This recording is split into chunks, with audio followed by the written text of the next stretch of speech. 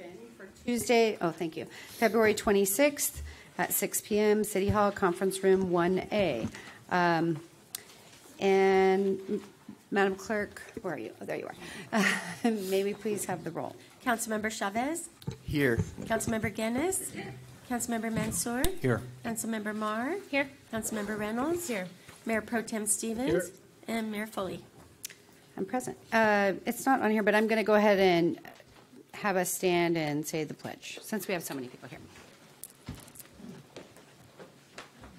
Please say with me. I pledge allegiance to the flag of the United States of America and to the republic for which it stands, one nation, under God, indivisible, with liberty and justice for all.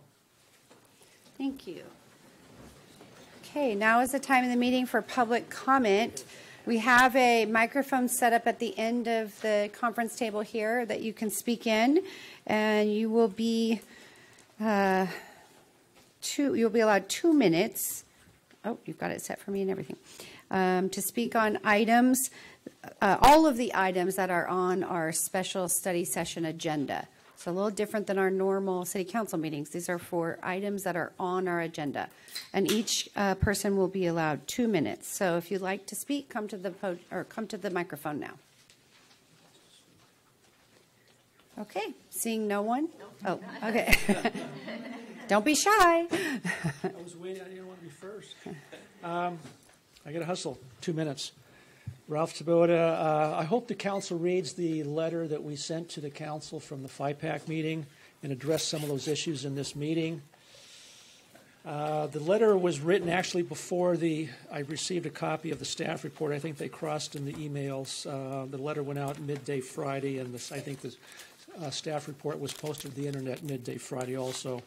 The gist of the letter, a couple things, mentions headcount. The city's been underrunning headcount substantially through the year and will underrun at year end. That's going to have a positive effect on salaries and benefits, should underrun because of the headcount underrun. I would like to see, what we asked for was a headcount forecast for the balance of the year to staff. That way they can do a forecast of what they expect salaries and benefits to be at the end of the year. On expenses, I focused a lot of the letter on expenses. We expect to forecast savings on the salaries and benefits. Also expect to forecast savings on the maintenance and operations, which basically is the balance of the spending. Looking at this is based on year-to-date trends. So given the first half of the spending, it looks like the last half of the spending, if the trend continues, would underrun. And we're forecasting the letter, I mentioned $1.5 to $2 million of expense savings. What I was hoping to see in the staff letter, basically the staff memo, was a commitment to reduce expenses. And the city is spending millions of dollars, unbudgeted dollars, on sober living and homeless. And I'm not saying that's a bad thing. That's something we actually forecasted in our letter to the council last year from FIPAC. And we hoped the city would have directed some of the spending over towards those efforts. It wasn't done, but spending these millions of dollars on homeless and sober living, and yet there's no commitment to reduce existing expenses. And I think that should be done. You got to, so a lot of this is coming out of reserves. You want to take the least amount you can out of reserves. Okay, thank you, Mr. Taboda.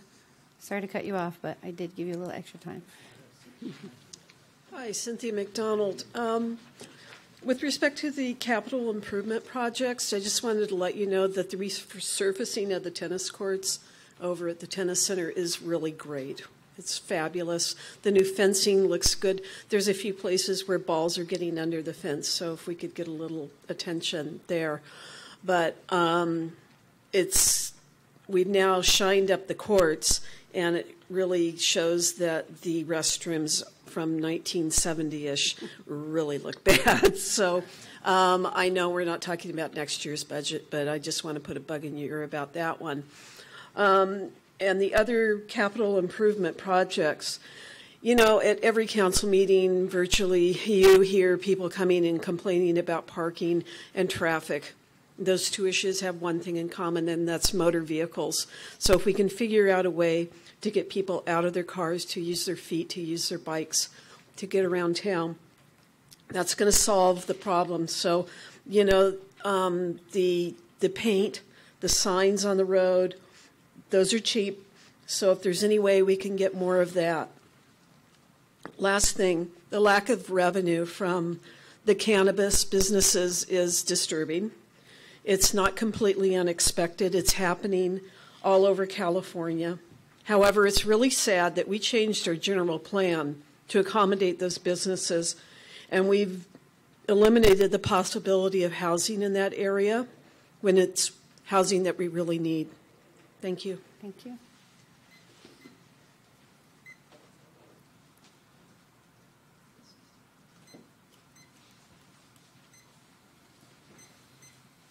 Okay, seeing no further public comments, we will move to fiscal year 2018-19 mid-year budget report from the Finance Department. Ms. Telford.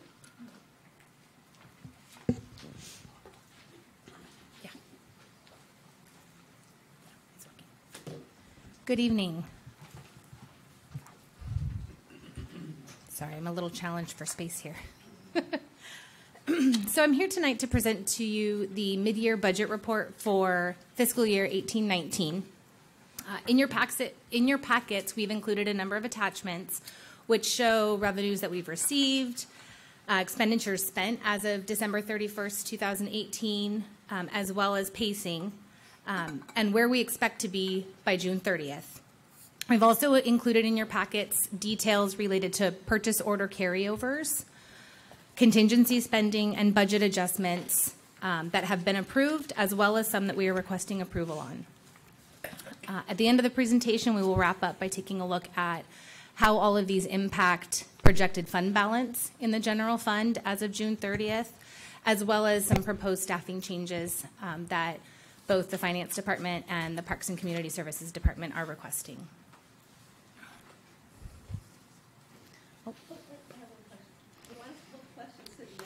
We're going to hold questions until the end. Thanks. So let's get started with revenues. If you'll flip to attachment 1A in your packets.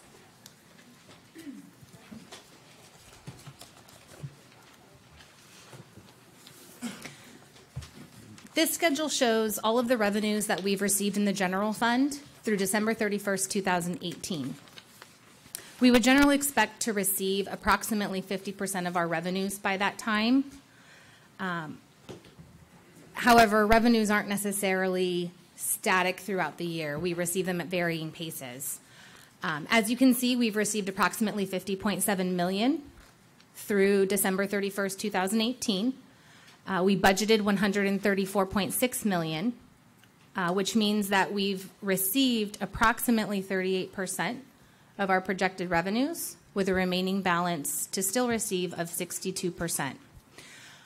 Again, we don't receive revenues steadily throughout the year, so I wanted to point out some of the key trends, key achievements during the year, and what we expect to see at June 30th. So I'll start with sales tax. If you recall, we've had some conversations for the 17-18 fiscal year that we had that $2.2 million delay because of the state changing their reporting system. We've actually adjusted sales tax here, as I said I would throughout the rest of the year, so that it doesn't look like we're receiving more than we estimated. When backing this out, we're at approximately 40% being earned, but we did speak with HDL and we asked them to really project out, because sales tax is cyclical. It's based on retail sales throughout the city. We are expecting about 33% as of right now from what HDL gave us, so we're actually earning a little bit higher than HDL was expecting. So we are on track to meet, possibly slightly exceed budget by the end of the year. For property taxes, this is one of the most unpredictable revenue sources because it fluctuates throughout the year. As you know, we pay property taxes, or property owners pay taxes twice a year. But we also have 2 large receipts that come as a part of the vehicle license fees, or what was vehicle license fees. They are also considered a part of property taxes, and they come in January and May. So even though this is looking like we haven't received much, we're actually expecting to receive 100% of our projection by the end of the fiscal year. It's just a timing difference. For the occupancy tax, the transient occupancy tax, this only includes 5 months of occupancy tax collections, where we would expect to see 6. That difference is because the December occupancy tax isn't collected until the end of January. So again, just a timing difference. We will collect the full 12 months, and we are anticipating this to be in line with our budget. We have a similar situation with the franchise fees. Those are collected periodically throughout the year. Some are quarterly, some are annually. The next due date is January 31st and April 2019. So we will be expecting to receive our full budget on that as well. We don't have any indication that will come in below budget. So the last 2 items that I wanted to point out were mentioned by the community and have also been mentioned by City Council at previous meetings. That's the marijuana tax, the Measure X taxes, as well as the ambulance transport program. So an update for the marijuana tax. We began collections this month. We collected from July 1st through December 31st, 2018, so 6 months worth of taxes. And we currently have 3 operators that are conducting business in the city. The original projections were anticipating that there were, I believe, 10 operators, varying between manufacturing and distribution, and they just haven't come online. We have about 20 that are in the queue in various stages that are anticipated to be opening up either towards the end of this fiscal year or in the 1920 fiscal year. They've just been experiencing delays at the state level. There's been some delays, some changes in legislation. There's been some delays in some of the construction activities, getting their facilities up and running so that they can actually conduct business.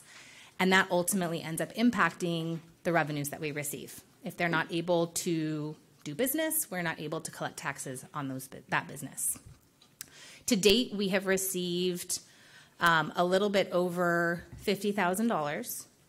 But again, we just need to see what this ramp up looks like as the new businesses come online. We have asked HDL to conduct a study to be able to determine where we're expected to fall. We've given them far more information than we had in the past. We've given them all of the information that Development Services has as far as which companies have applied for permits. We've given them the types, whether it's manufacturing, distribution. We've also given them square footage and the main activities of those businesses to give us a better forecast. Those results aren't in quite yet, but as soon as they are made available, we will come back to City Council and provide you with an update. We just don't have any additional information on that at this time. For the ambulance transport program, if you recall, this program started September 1st. It was a little bit delayed due to some of our procurement delays. It's taken some time. We've had some challenges with Medicare, getting our Medicare number set up and being able to receive payments from Medicare. But Whitman, who's our third-party billing provider, has isolated those issues and corrected them. And we have started bringing in payments related to those billings. To date, we've received a little over $300,000. We are projecting to meet our target based on the information that Whitman has provided us and the analysis that we've performed. We do still believe that we'll meet the $1.2 million target. Chief Stefano is going to be giving City Council a deeper dive update at the end of March when we have 6 full months of data. Right now, we only have 4 months. And plus a big part of that was trying to figure out these issues. So by the time Chief presents his information, we should have a better update on whether or not we may receive a little bit more or whether we'll be right on target. So in the end, as you can see, even though we're pacing what looks to be a little bit slower than anticipated, When you take all of these factors into account, we really are projecting to be right on target, if not just a little bit higher.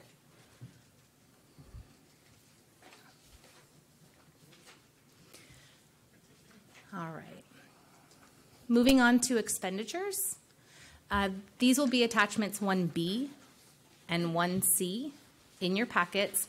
They give you the same information, just in a different reporting method. One is details by account for the whole city. That's 1B. And then 1C is the budget to actuals for each department by category, by cost category. So again, similar to the revenues, we would expect to have spent approximately 50% of the budget as of this point. But similar to revenues, not all expenses are flat. We don't spend 1/12 every month. So as you can see from the far right column, most of the departments are pacing, we're doing good. We're spending just a little bit less than we would expect to have spent by now. The overall city is pacing, we've spent 45% with a remaining amount to be spent at 55. Again, that can be deceiving. Some of the two accounts that usually cause issues with timing differences are consulting and legal. Those are some of our larger costs, and they're usually a little bit delayed. So those two account categories wouldn't necessarily have 6 months worth of data, which could be causing this additional what looks like a 5% cost savings as of this point. It would have just been paid in January. June 30th is the only month that we report on what we call an accrual basis, which eliminates the timing factors. Every other month we report on what's called a cash basis, which is as you pay bills. Yeah, I could see that happening. So based on the analysis that we've done, we've looked at each of the account categories, where we're pacing on those. We actually do expect to be right on target from a spending perspective. We've been very heavy every month looking at pacing and trying to identify any areas where we do have cost savings. Some of that is to address staffing issues where we have some vacancies, being able to backfill. So I feel very confident in saying that we're going to be maybe just under budget, but I don't expect there to be a significant cost savings. So this is same information, just in a different, it shows you it by category rather than by department. So salary and benefits, we're pacing, basically right on target, 51%. For maintenance and operations, that's where that consulting, the legal, that's where some of those timing differences could be, which is why I suspect we're looking like we have a little bit of cost savings. Again, just a timing difference. And then fixed assets and transfers out, they're not flat each month to begin with. So we do expect that those will be right on target by the end of the year.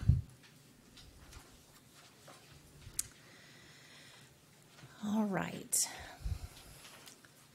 So if we move on to items 2A and 2B in your packets, we'll move out of the budget versus actuals analysis and go a little bit more into detail in some additional items that are a part of the mid-year report. The first of these is carryover encumbrances. So these are contracts that we've entered into in the prior fiscal year that just weren't complete by June 30th. So for instance, I always use my audit contract as an example. We engaged our auditors in June, which is actually a little bit delayed. Normally we engage them in January, February. We entered into the contract, but they didn't actually start rendering their services until July. But the purchase order was opened in the prior fiscal year. In order for them to complete their work, we have to carry over that purchase order into the new fiscal year. So in 2A and 2B, 2A lists the carryover purchase orders for the general fund, and 2B lists the carryover purchase orders for all of the other funds. General fund is totaling $1.2 million, and the other funds are totaling $200,000. And these are standard. These happen every year. in every city. It's just a part of doing business and having that June 30th cutoff. And it's one of the challenges with governmental reporting, financial reporting, is this idea of encumbrances and encumbrance accounting. The next item, 2C in your packets. 2C shows a detail of the general fund contingency account.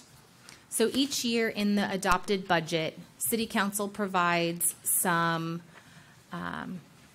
flexibility to the city manager for unanticipated, unforeseen costs. In prior years, I know we've had, I think in 2018, the budget was $1 million. In 18-19, the budget is $500,000. So when you're looking at this schedule, we've spent just about 50%, or we've earmarked 50% as of December 31st.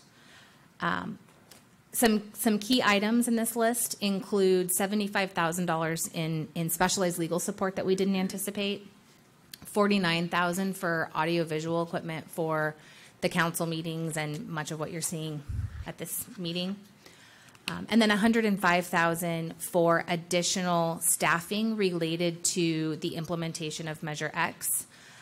These are, it's really staff augmentation, just to keep these permits moving forward and keep the licenses moving forward so that we can get these businesses online as quickly as possible. And then there's a number of other smaller items in the list. But again, these are items that we don't typically budget in the operating budget. They come up as a need, and the city manager has the discretion to be able to utilize this fund rather than coming back to council to ask for additional appropriations. And then the final item, if you turn to attachment D in your packets, this is a list of both approved budget adjustments and budget adjustments that we're requesting approval of. The first section is what you've already approved at prior meetings. And then about 2/3 of the way down the page, there's recommended mid-year adjustments. What I want to point out is the overwhelming majority of these are simple accounting corrections. It's just for us on the accounting side to be able to match budget and actuals. Some of these, for instance, like the ambulance transport program, in the past, we didn't have revenues and expenses. We only had this net revenue coming in. But in order to properly account for the activities, we need to record the revenues and expenses separately, not netted together. So this really just gives us the budget authority to be able to fix the budget side of it as well. As you can see at the very bottom, the net impact of this recommendation is $18,000. That's specifically related to an item that's being requested to be carried over from the prior year so that we can purchase specialized equipment. It's not a consultant or any other, it's just because we have the funding in that department.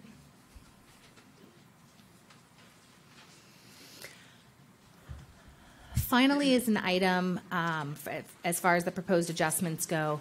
It's a little bit unusual, but because we are at mid-year, we are required to request authorization to set up a new program. Normally we would do this as a part of the budget. As you're aware, with the approval to move forward with the temporary bridge shelter, we have hired a contractor to operate the homeless shelter. We're incurring costs on furniture and equipment and some other items in order to get the shelter up and running. We've now had to sit down and think about the accounting side of that. Right now, the Network for Homeless Solutions, which is predominantly salaries and benefits, it's the caseworkers, they are reported under the city manager's department. In order to really take advantage of some outside funding opportunities, as well as better track the expenditures separately, I'm recommending to council to allow us to move this to a brand new program under the Housing Authority. And what you'll see going forward is a general fund subsidy, which we'll be able to track and see, are we getting outside funding sources? How has the general fund contribution tracked over the years? And the goal really is to get those, the contributions to go down and down and down. This is purely accounting. There's a little bit of legal behind it in that the Housing Authority reports under the State of California Health and Safety Code. It is not following the same guidelines as the city, which is under the California Government Code. Surprisingly, the Health and Safety Code is a little bit more lenient or open to possibilities. We've also talked about some possible legislative changes, making some recommendations to allow us to use other funding sources, which we are only allowed to use under the Housing Authority and cannot use under the city. So it's my recommendation to council that we move this program entirely under the Housing Authority in hopes of taking advantage of some of those outside funding opportunities to really reduce the general fund contribution as much as possible.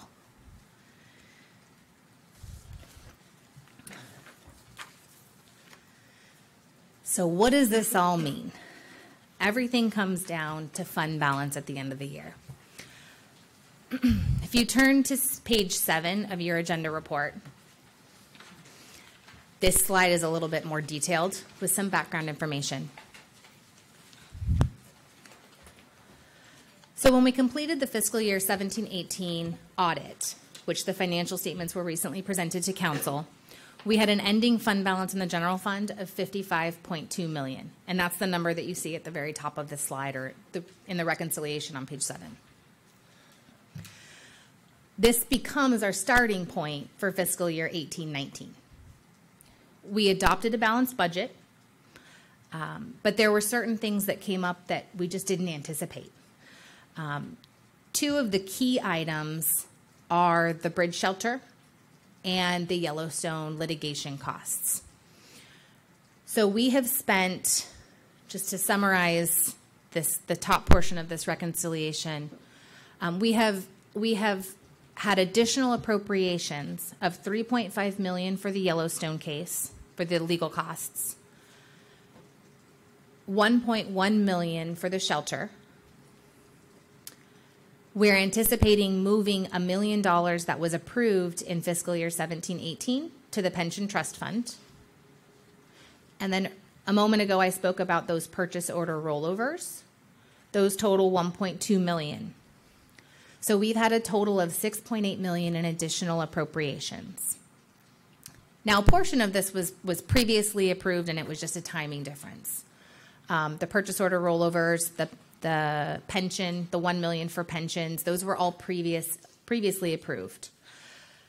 But the Yellowstone case and the bridge shelter were things that we had to do. I think council would agree that the Yellowstone case was a worthwhile case to defend, and we were successful. But that's why we have reserves. That's why we have fund balance, is so that we can defend ourselves in those kinds of cases. And we do have funds available for unanticipated costs like the bridge shelter. We have not had any additional appropriations beyond these. We have only had these appropriations which council has approved through various actions throughout the last 8 months. In addition to this, we have taken out the timing difference for the $2.2 million in sales tax. So we are projecting ending fund balance at June 30th, 2019, so a few months from now, to be $50.5 million.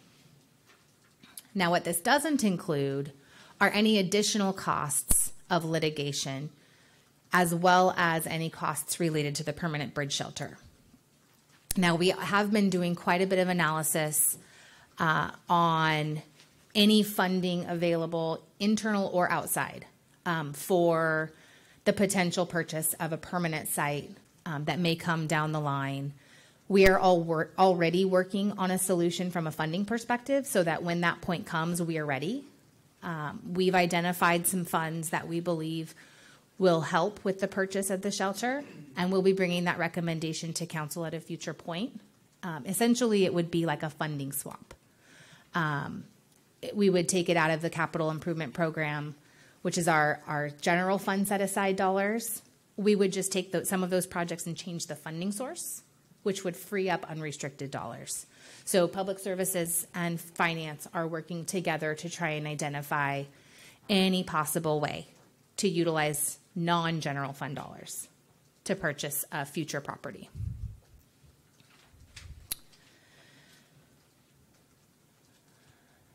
And the last item,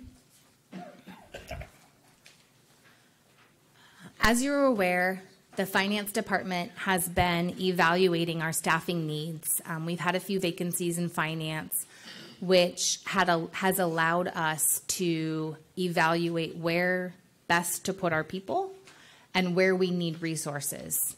One area that has become, I feel like we're hindering other departments, is our purchasing department. We only have 2 buyers supporting the entire city. They're supporting over 2,000 contracts.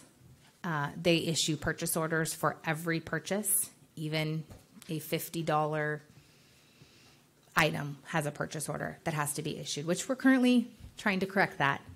But the volume is far too much for 2 people, and it usually takes us, it can take us anywhere up to 30 days to get through a large procurement. Just the administrative side of reviewing the items, signing contracts, and issuing POs. And that's starting to hinder the other departments because it's just too much for those 2 people. We currently have a part-time accounting specialist who assists in purchasing. She's the one who actually issues the purchase orders. She does the rollovers each year. She works with the storekeepers down at the corporate yard. And I think she would be a fantastic buyer. Rather than asking for a full-time position to be added to next year's budget, I think it's more fiscally responsible if we request to reclassify the existing position. And if she were to be made a buyer, the 3 buyers, including her, would absorb what she currently does. We believe that there's enough capacity to be able to do that. We're also proposing in the 1920 budget some technology improvements that will help us do our job more efficiently, that are pretty low cost considering what the ERP cost is. But we believe this is a better fix than requesting that full-time position down the line. In addition, the Parks and Community Services Department has been undergoing a similar assessment to identify areas where they can make some improvements as well. They're requesting authorization to make the changes that you see in front of you in the chart, many of which are moving part-time positions to full-time positions. They're also proposing to absorb one of Finance's part-time positions. Parks and Community Services would ultimately absorb a piece of Finance's work as well that goes with that position. They believe, Justin can probably speak to this better, but they believe that it will create a stronger supervisory structure within the department and will help them meet the customer service demands better. And as you can see, there is a full-time equivalent impact. Eliminating more of the part-time positions and adding fewer full-time nets 0 when we talk about FTE count. In doing the analysis on salaries and benefits, this actually is a net impact of 0 as well, because many of the part-time positions were already receiving medical benefits as well as pension. So ultimately, we are recommending that you receive and file the fiscal year 18-19 mid-year budget report, approve the proposed 18-19 budget adjustments and other items, and approve the proposed staffing changes in the Finance Department and the Parks and Community Services Department. On March 5th, we will bring back to you these items, as well as a follow-up to any questions that are asked tonight for your consideration at that meeting. Thank you. And I'm done. Okay, council, are there any questions? I think what we'll do is we'll just start with Councilmember Guinness, and we'll go around the horn. Okay. We talked about the general fund, but a lot of our litigation has traditionally not come from the general fund. It's come from a lot of the bills have been paid out of the self-insurance fund. What is the status of our self-insurance fund? Are we more in the hole on that? Are we about the same? As of right now, I believe we're about the same as where we ended fiscal year 17-18. A large reason for this is because when we took the Keller-Anderle contract to council for consideration, we knew where we were going to end the 17-18 fiscal year in the self-insurance fund, and we knew it was still in a deficit. I believe we ended a little over $3 million deficit. So we actually recommended taking that out of reserves, which is the appropriation that you saw. We transferred that money to the self-insurance fund to cover those legal costs. Okay, I would appreciate getting the numbers on the self-insurance too. And as far as the sales tax, does this reflect the revenue? I know there's always a gap between when the revenue was generated by the retailer, sent up to the state, and then we get it. Do these numbers reflect the holiday season? They do not. And so They reflect through Q3. So that's always a huge lump. And how was our holiday season compared to, say, last year? They had another record year. Good. From everything that we're hearing, sales were actually up a little bit during the holiday season. We met with HDL about a month ago, which is the information where I mentioned we may come a little bit above where we're projecting. That was due to increases during the holiday season. And when do we get our numbers and our check?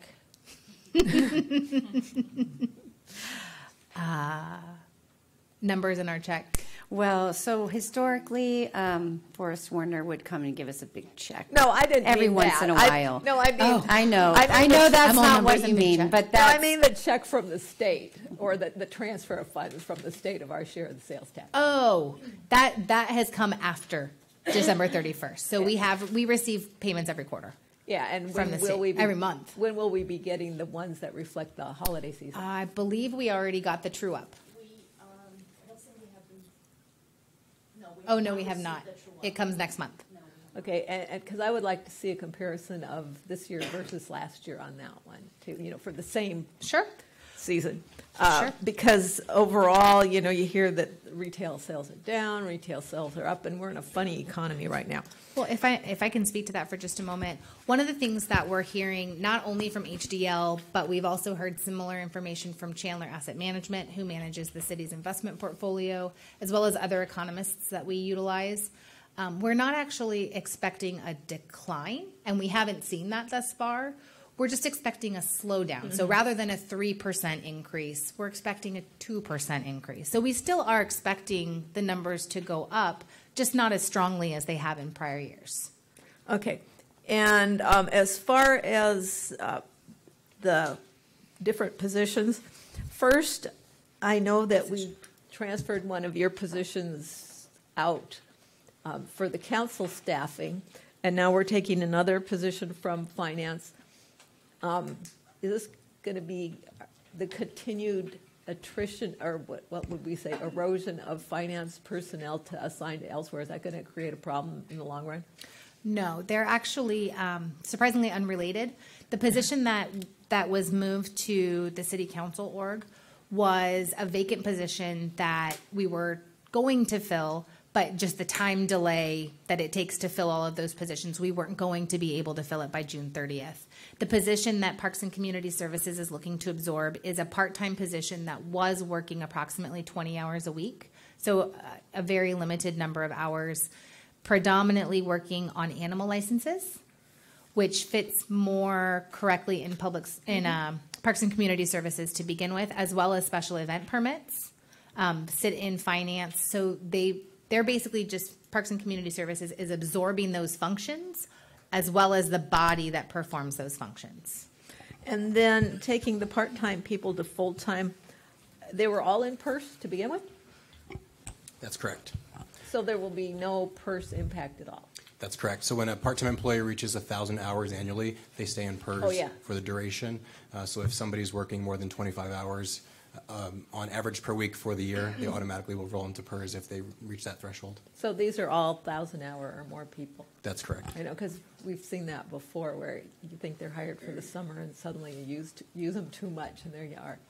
Okay, so, and when we get the actual data on the positions to formally approve that, we will have all the dollars, not just the number of positions, but the dollars and cents and all that for the budget? Sure, we can. Thank you. That. Okay. Councilmember Reynolds?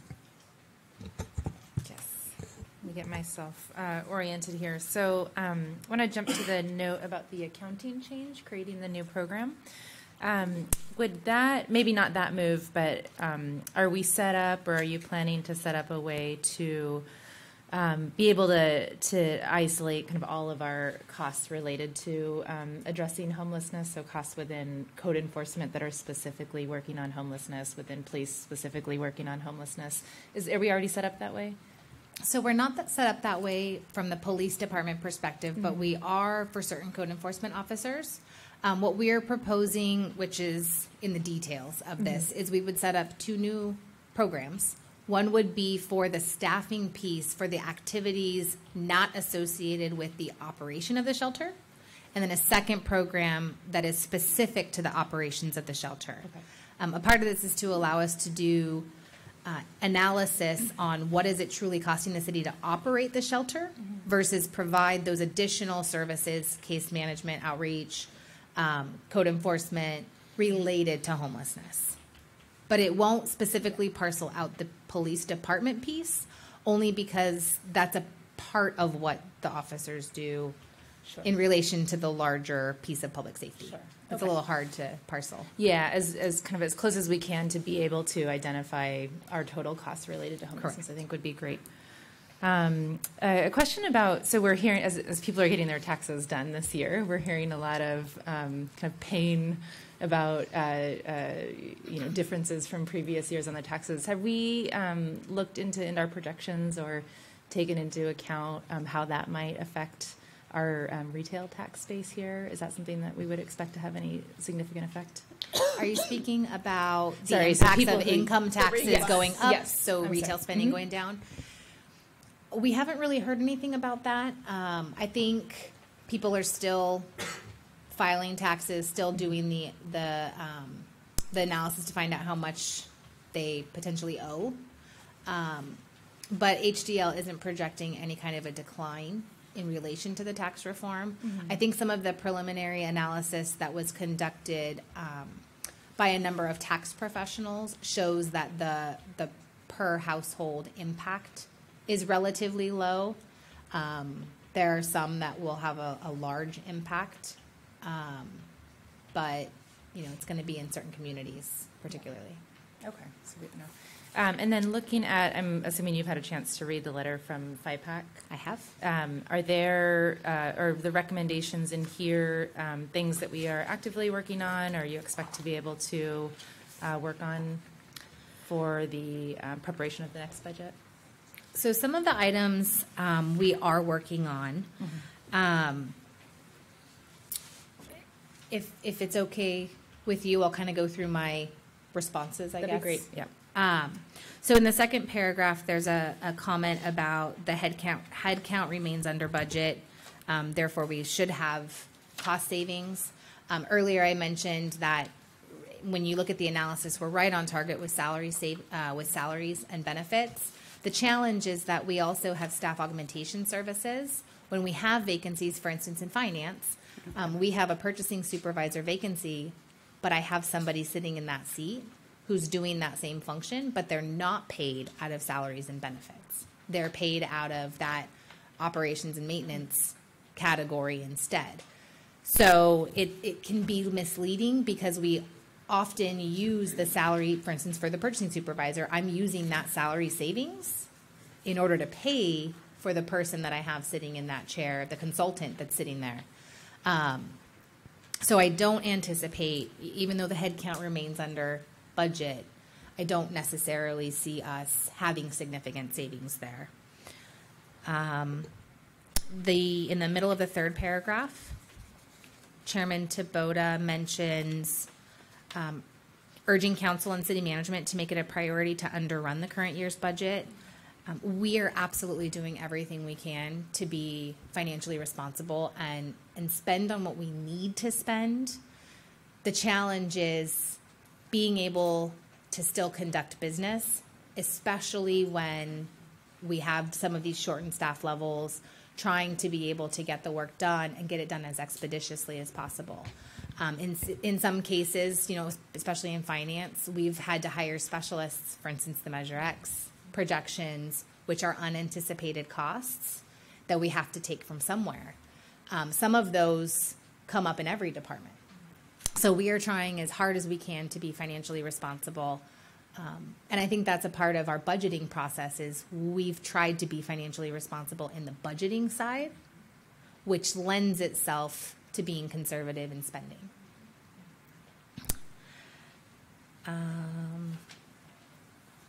At the very bottom under maintenance and operations, I know I've mentioned this, but we don't have level spending in that cost category. The letter references encumbrances are significant at $7 million, but those encumbrances are only some of the contracts. We have not fully encumbered everything we anticipate spending through June 30th, so it's hard to utilize that as a gauge and to really absorb it into the remaining budget because we just don't know what's coming down the pike. There's also some departments who, like public services maintenance, they have a lot of more emergency things that come up. So they try to hold off until the January through June timeline doing some of that maintenance to see if they need to defer anything because they don't have the budget. They'll wait until that next fiscal year. But come January 1st, if they have funding available, they'll do some of that maintenance, even maintenance that's been deferred from prior years, in order to keep the facilities running the way that they should be. So again, it's just not level spending. In the legal fees, so I did talk to my team today. On the transparency portion of the city's website, we actually maintain a list of legal expenses. It has not been updated since June 30th, 2018. As soon as I recognized that today, I had a conversation with my department, and we'll have that up by the end of the week. So we strive to be as transparent, especially in the legal cost side. The analysis shows the expenses by month by attorney, and it will show the grand total of what we've spent. What we'll post will be through January, and it will be year to date. It'll be the 7 months ending January 31st. And then if the capital letter is we can probably address when we have the next presentation on capital. I don't disagree in the responsible spending at all. It's just when you dig into the numbers, it's not as black and white as just looking at where we're pacing today and saying that we've saved that 5%. That means that we can just bank it and not use it. It's just not level spending every month. Mm-hmm. And where else does the so money that we're spending to sort of offset some of the labor that would be covered by these vacancies? That's going to be in consulting. You mentioned O&M. That's in that bucket. If I go back here, if you look up at the slide, so all of the budget sits in salaries and benefits for those employees. For instance, my purchasing supervisor. But when I actually pay the consultant, the expenses end up in maintenance and operations.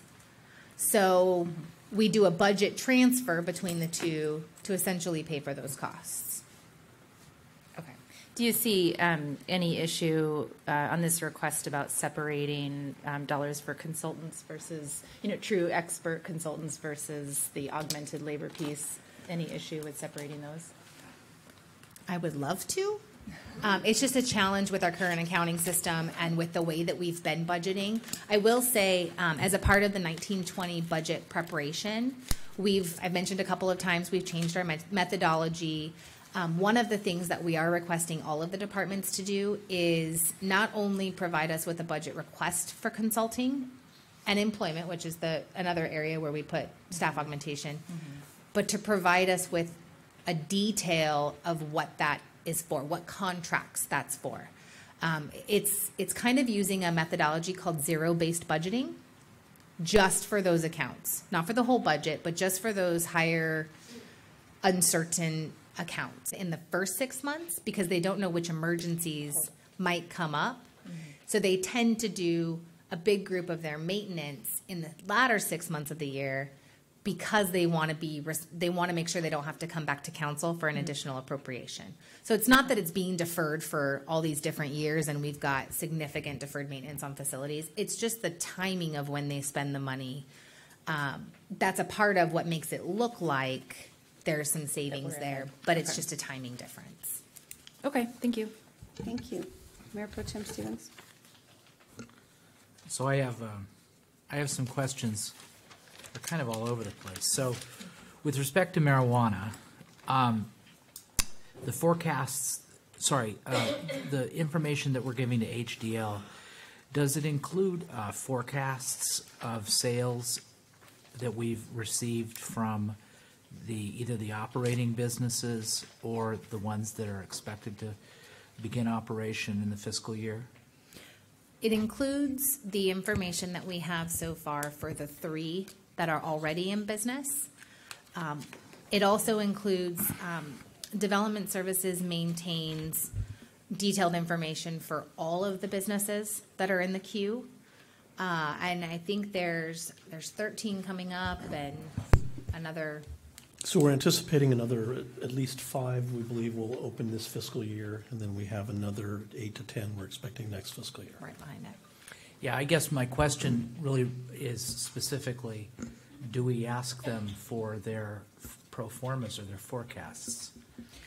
Oh, if we're asking for the company's pro formas. I'm sorry, I because when you were talking about the information that we provide to HDL, I heard you say things like the square footage, the type of business they are in, is it distribution, is it manufacturing, and I was specifically listening to see whether or not we obtain forecasts or pro formas from those businesses in the green zone so that we could more accurately forecast our tax revenue from those businesses.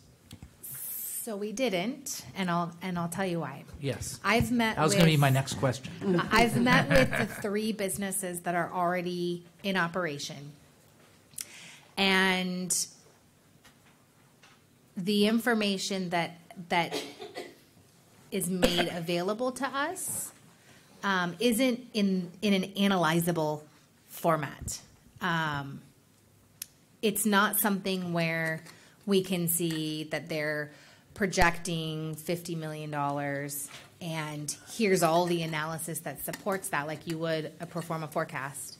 And then that can be handed off to HDL to verify that it's reasonable and then to forecast. I mean, the taxes are a pretty easy projection being that it's a gross tax. The challenge has been reliability.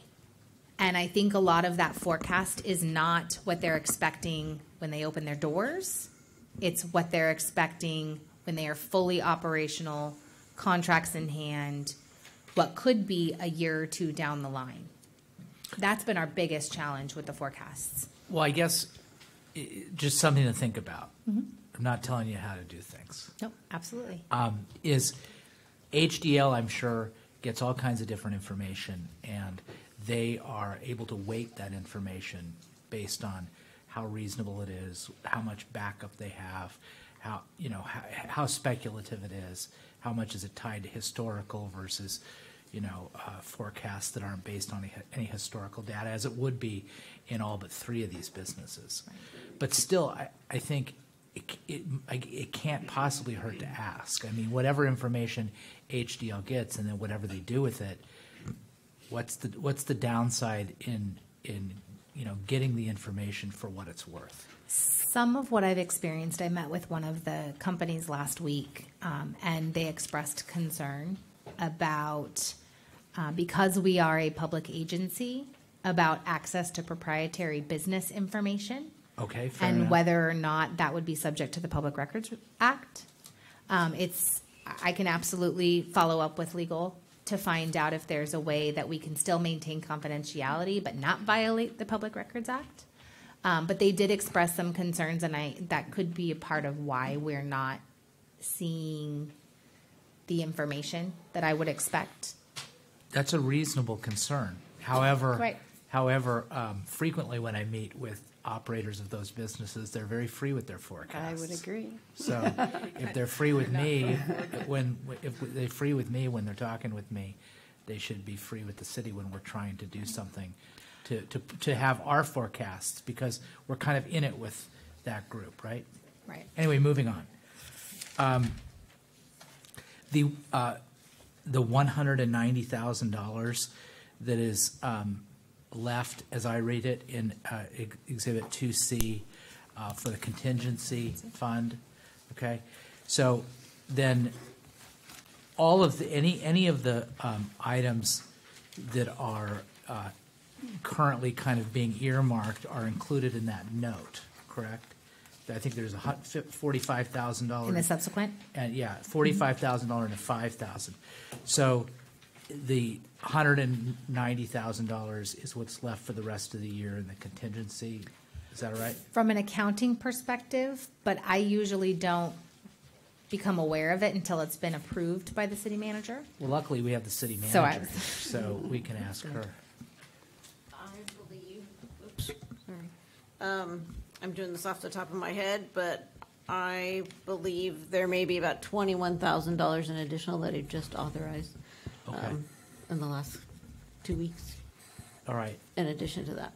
Is there is there an amount limit? I see $75,000 for one of the items. I think it was the Best and Krieger or something.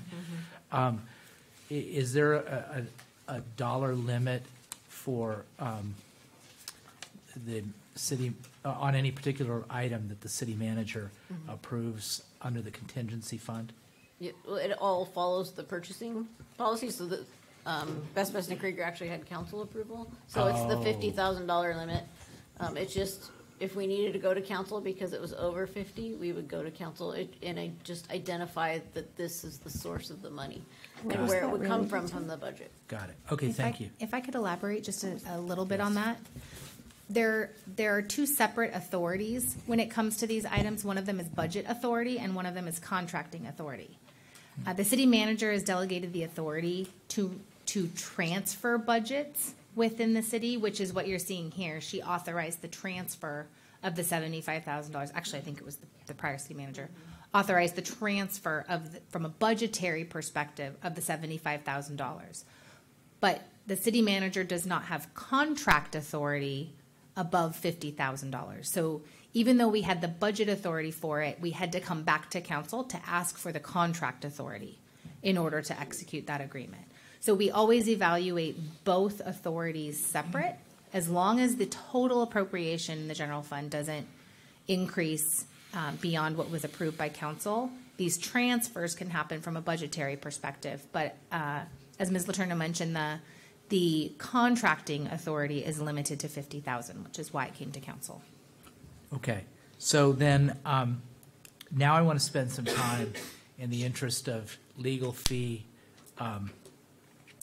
transparency on the Keller-Anderle payments. So I'm going to ask some questions, and I want our city attorney to red light you if I ask a question that's not appropriate for you to answer, okay? So how much money, I see the $3.5 million, but how much money have we incurred on the case from its inception? The last count that I had was $4.5 million, but give me just a moment and I will confirm.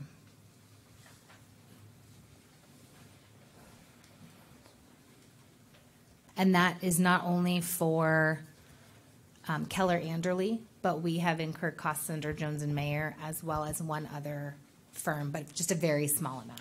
So that's all inclusive of all three firms? Yes. Okay. I think it's still the same.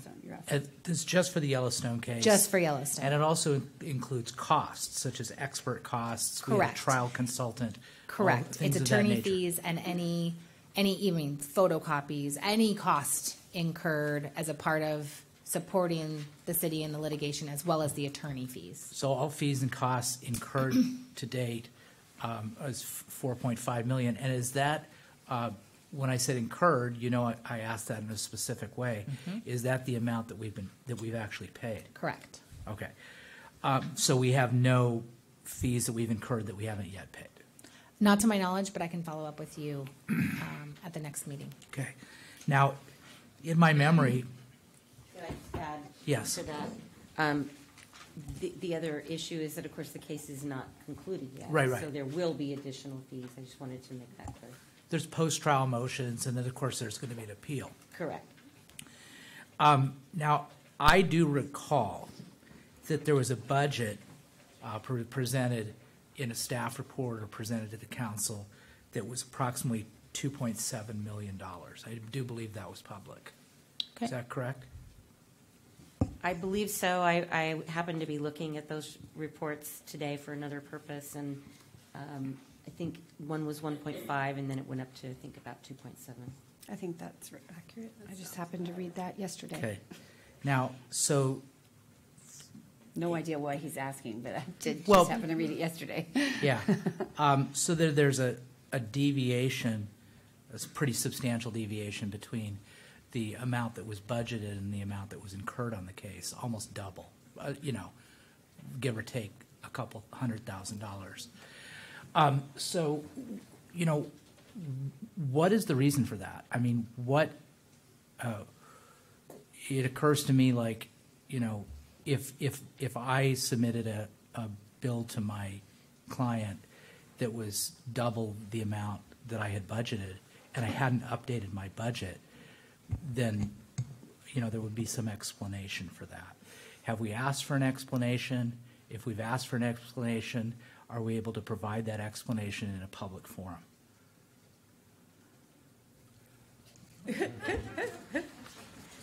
I haven't asked for an explanation, but I can tell you that I know some of the reasons. Can you tell us those? And I can tell you some of them, yes. The plaintiffs in this case made it a lot more expensive to defend by raising a lot of red herrings and irrelevant issues at trial. It's not dissimilar, frankly, from how they've proceeded in the entire case. It's kind of a moving target. So to some extent, the additional expenses are attributable to just the way that the plaintiffs have proceeded in the case. Was anybody within the city staff or the city attorney's office responsible for tracking the amount incurred on the Yellowstone case against the budget and then reporting to council when it got over budget? I don't believe there was anyone from the city attorney's office who was asked to do that, but I'll have to defer to the finance director and the assistant city manager. I know we did provide an update. I don't remember the exact timing of it, but I do know that we provided an update prior to the case being finalized of where we were pacing with our expenses. I can pull that information and provide it to council. I believe we were in the $3 million range at that point. Yeah, I recall a few closed session updates where we provided, but I don't recall dates, and I believe they were verbal, not written. Okay, well, we can't talk about those. No. I guess it's just a lesson learned, regarding tracking more carefully our budget to actual on matters that are so costly. If it helps you at all, now that I'm your city attorney again, one of the things that I've already discussed with the city manager is bringing down the cost of outside counsel and the need for outside counsel. And yeah, I think an important part of my job is to keep track of the attorneys, the litigation costs, and the results that we get, and be actively reporting this to you. So I will be doing that on a going forward basis. By the way, I do subscribe to Al Davis's motto, just win, baby. So I'm glad we won. But I think we can look at these costs and do what we can to learn from them. Absolutely. Okay. Councilmember Chavez? Thank you, Madam Mayor. I'm not sure my questions are appropriate for a midterm budget, but obviously there's some kind of, trend in financial and typical people's lingo that there's going to be a slowdown eventually. and again, I understand this may be the best time to bring up these issues because it's midterm, not a new fiscal year. But going forward, are we prepared to, be a bit more conservative than even now with our budgets to, potentially offset some downturn in sales tax or anything like that?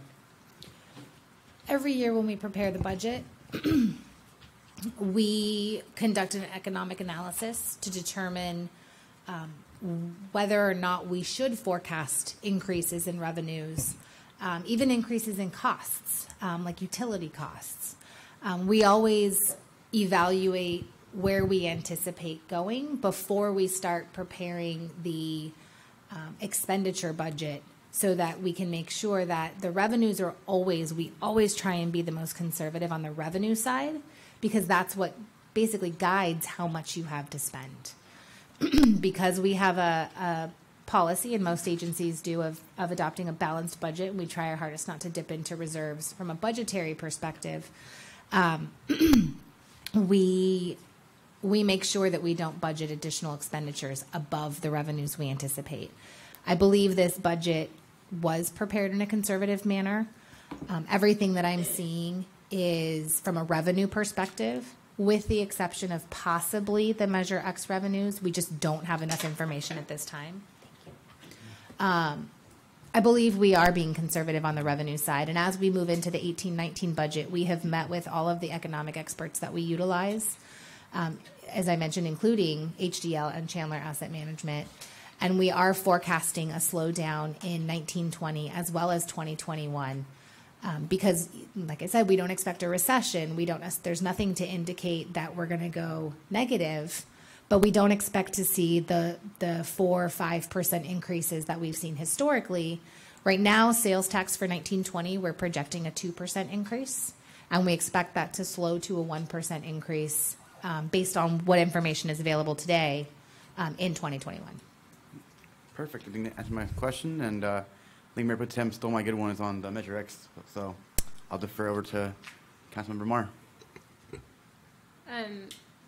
So that 1.3 million in billing receivables for the ambulance program, that was sort of bothering me because I felt like we should recognize it as revenue since it was a service already rendered, but it's because we're counting it on a cash basis that we're not counting it yet. At June 30th, we will accrue the receivable. And actually, we just started December 31st. It hadn't posted as of this, but we are now doing monthly reconciliations to what Whitman is providing to us, and we will be recording the receivable monthly. The challenge is there's contractual allowances. The medical industry is very unique in that what you bill, the insurance companies never pay. So we've got contractual allowances. We might bill $1,000, but only get paid $300. So we've been building some trend analysis to be able to create better projections of what we anticipate receiving. But with 4 months of data, it's really hard to look at that trend analysis. The other challenge is that we only have contracts with Medicare and Medi-Cal. The third-party insurance, Cigna, HealthNet, don't have contracts. So we haven't seen what those look like from a contractual allowance. We don't anticipate allowing them. But we just don't have enough data to be able to do that analysis right now. Okay. But yeah, we will true up at June 30th. That would be helpful to understand what the delta is between what we think we can invoice for and what we're actually receiving as well. Because I was excited about that number. I thought that looked great, and then I was like, we can't count it yet. So okay, got it. When I present the 18-19 financial statements, the audited financials, that'll be the first. It'll be a 10-month, but it'll be the first long period where we'll be able to really get some trend analysis. All in the agenda report for that item, granted it'll be next January, I'll provide some additional analysis on the contractual allowances and how much have we billed versus received or collected when we have more data. And then for both the ambulance program and for Measure X, do we have a ramp-up period built in sort of year over year that we expected to start getting better at this, or did we just assume a flat number once these programs came on board? For the ambulance program, we did. The challenge is there were some unexpected delays on the procurement side. It was subject to crony, so it was a very long process getting it through all of the requirements with crony. Mm-hmm. That caused some delays, so even though we anticipated a ramp-up period, we hadn't even started the program by the time, I mean, we were expecting it to be fully up and running by September 1st, and those were just, it was unexpected. Plus we did expect issues with getting everything set up. I just don't think we expected the issues with Medicare, not as many as we had. Those have all been corrected, and we are now working with Whitman to make sure that we get all of those back collections submitted. For the Measure X taxes, it was all new in the past, and we provided the information to HDL to be able to conduct an analysis, which is the $1.56 million that you see in this year's, in the 18-19 budget. But back then we didn't know who would be applying. We didn't know would it be manufacturing or distribution. HDL was utilizing the best information that we had at that point, which was extremely preliminary. I think now that pretty much all of the companies in that zone have at least submitted applications, we at least know what kinds of businesses they're going to be operating. Manufacturing and distribution are very different animals. Even from a taxation standpoint, they're different animals. So now that we know what, how many manufacturing, how many distribution, I think HDL will be able to better predict what those revenue streams look like. It just wasn't available as a part of determining the 18-19 budget. Okay, thank you. On the next question.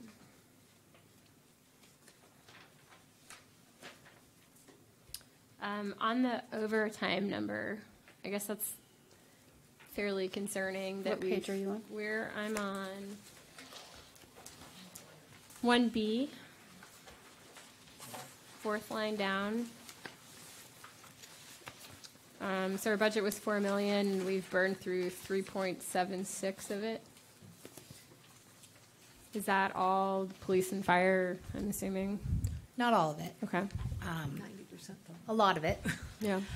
Some of the challenges, again, public safety is a unique animal because even if you have vacancies, you can't leave the city unprotected. You can't send a rig out with less people just because you have a vacancy. Somebody has to work overtime to be able to place that rig into service. What we tend to find with police and fire, because they're also not departments that you can hire staff augmentation services, the only option is to allow the department to work overtime to keep the city protected, which is a part of both of the department's operating plans. What you're seeing here is that overtime in relation to vacancies. Both departments, and I know fire has, I think you have a class coming up. We've been doing some hiring. We have another group that will be coming through filling vacancies, which will hopefully help to reduce that overtime piece. I'm not quite sure on the police side. But as we staff up, the overtime should go down in the public safety side. On the non-public safety side, I honestly believe this is a budgeting issue. And I can speak to the finance department, which is what I'm seeing for the rest of the departments as well. We really didn't analyze what we needed for overtime. For instance, in finance, the budget unit and the accounting unit both have, I wouldn't call it significant, but a good chunk of overtime in August, September timeframe when we're closing the books. My team has to work overtime in order to be ready for the auditors to come out. And it's just not possible to do your day-to-day business plus close the books. On the budget side, we still have budget transfers, budget adjustments. We have to review agenda reports to make sure that if a department is asking for contract approval, there's budget there. There's still day-to-day, even though we're in the middle of preparing the 1920 budget. So there's overtime involved, yet we haven't budgeted overtime in the past. We've just taken it from somewhere else. Mm-hmm. We're solving that problem. This is one of the accounts that we're asking for detail, and it's forcing the departments to think, what do I need? Mm-hmm. So I suspect you'll see some of these changes in the 1920 budget, but right now it's mostly coming out of salary savings. Okay. And I'm not going to make you guys jump up and try to get to a microphone, but I mean, my sense has been that number just has sort of stayed the same, even though I know that we've been adding personnel over the last couple of years. I mean, that $4 million number like sticks in my head for some reason. So, not now, but I'd like to get back to that and make and just understand, if we are adding personnel but still having the same burden, then we've talked about this before. We need to relook at our personnel numbers. So, and then the last thing I would just say is. To put my nerd hat on for a second, utility costs are going to go up starting March 1st, essentially, as the time of use rates roll out, and 4 p.m. is going to get 3 times more expensive than it is right now. So just as we look at the next budget, that utility cost number's got to go up by 30% or so. And that's all I had, Madam Mayor. Thank you. Thank you. Councilmember Mansour. Thank you. Page 8, second paragraph, mentions that our ending fund balance is reserve goal of $55 million is set to possibly fall below that. And I know there's going to be a plan to replenish it. But my question is then, how dependent I know you mentioned we had 3% growth. And it's going to slow down. We're still going to have growth, but maybe just 2%, then maybe 1%. So not necessarily negative or less, just not as much growth. My question is, how dependent were we on that 3% growth? And if we go down to 2% growth, what do we do to backfill the 1%? How dependent are we on the remaining 2% if we go down to 1% growth and we lose out on that other 2% growth that we're so used to? What's going to backfill that, and how dependent are we on that? Sure. First, I want to apologize. That was actually the last part of my fund balance slide, and I forgot to mention it. So we do have a plan. I've been working with the city manager on addressing, so we do have a minimum fund balance policy of $55 million, and we are projecting depleting below that to approximately $50 million. The current policy requires that we develop a plan to increase those reserves back up to the $55 million as quickly as possible. We've been speaking about incorporating that into the annual budgeting process. So rather than budgeting $100 million of revenue and $100 million of expenses, we'll budget $100 million and $98 million in expenses, which by its very nature will increase the reserves by $2 million.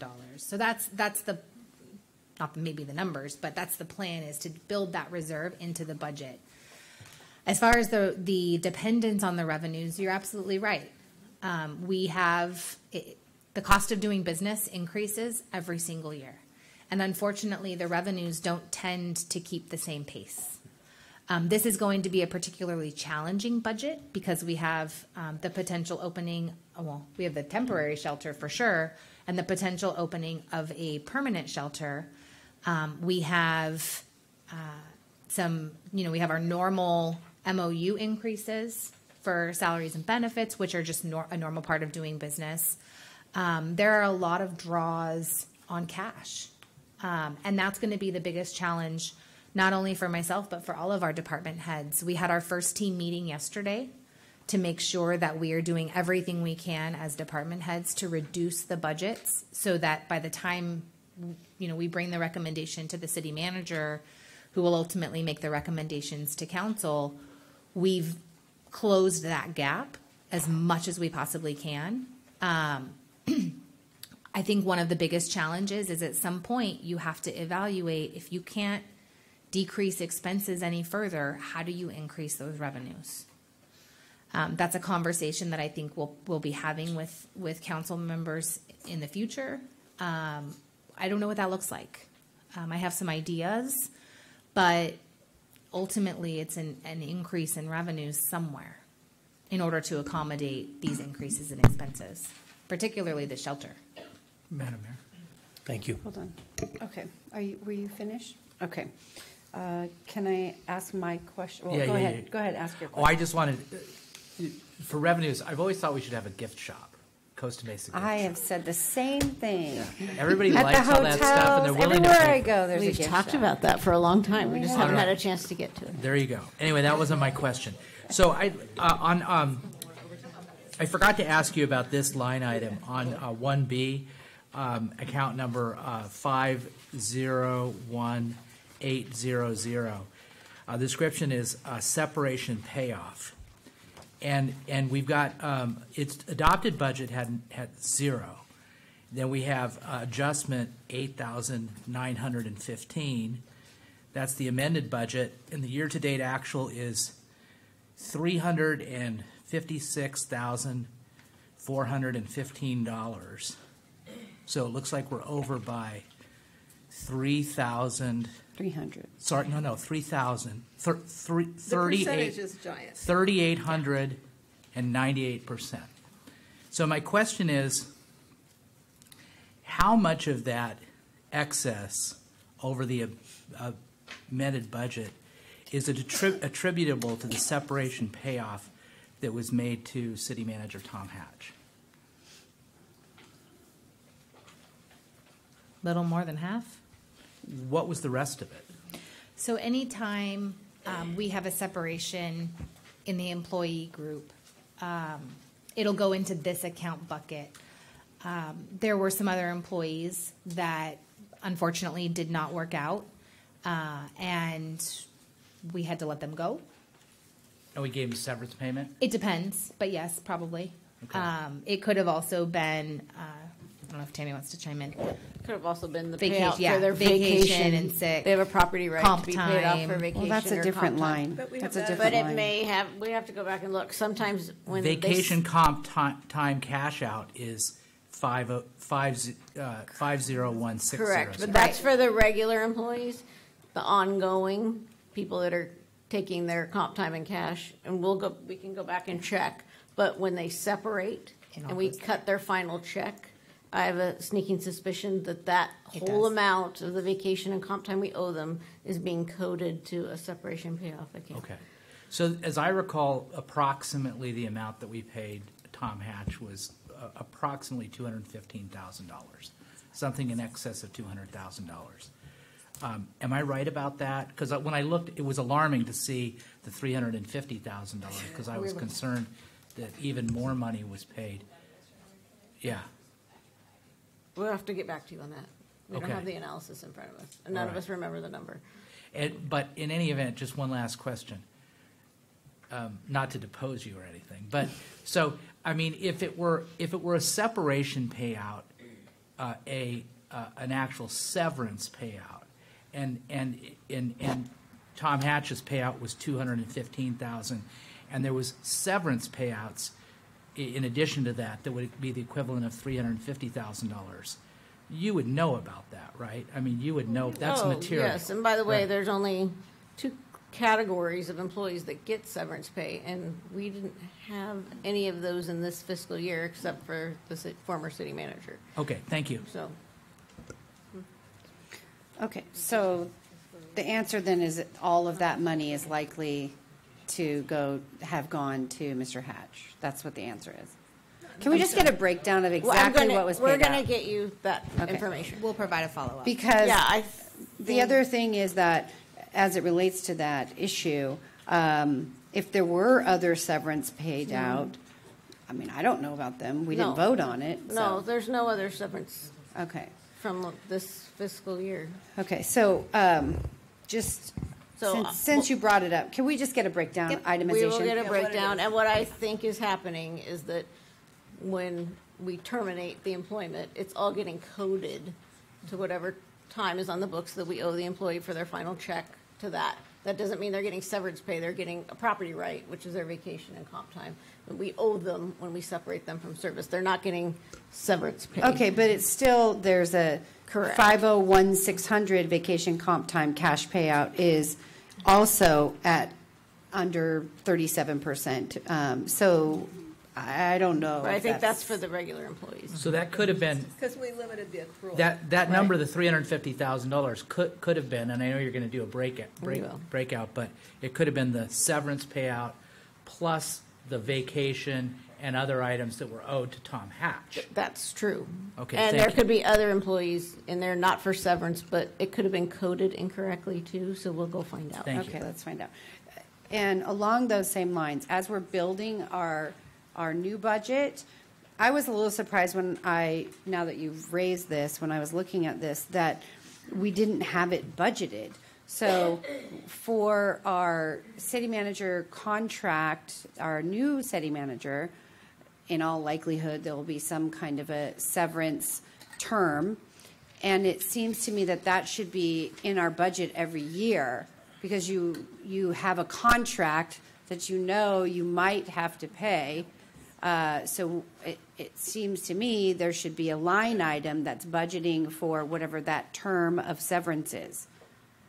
So we don't get into this situation where we're taking money out of budget lines that don't have any money in them. So if it's a 6 months term, let's just say, we know exactly how much that is, why aren't we budgeting for that 6 months? So the city manager's contract isn't the only contract that has severance clauses in it. If we were to budget for severances, we're probably looking in the ballpark of $1.5 million to $2 million additional being budgeted. That would artificially, if there were no severances, it would build reserves up, which is a good thing, but it would also limit our ability to conduct day-to-day operations. It also tends to send the wrong message to any potential applicants. I'll give an example for myself. I've only been here for a short period, but if I saw that the city was budgeting for my severance, I probably wouldn't apply for it.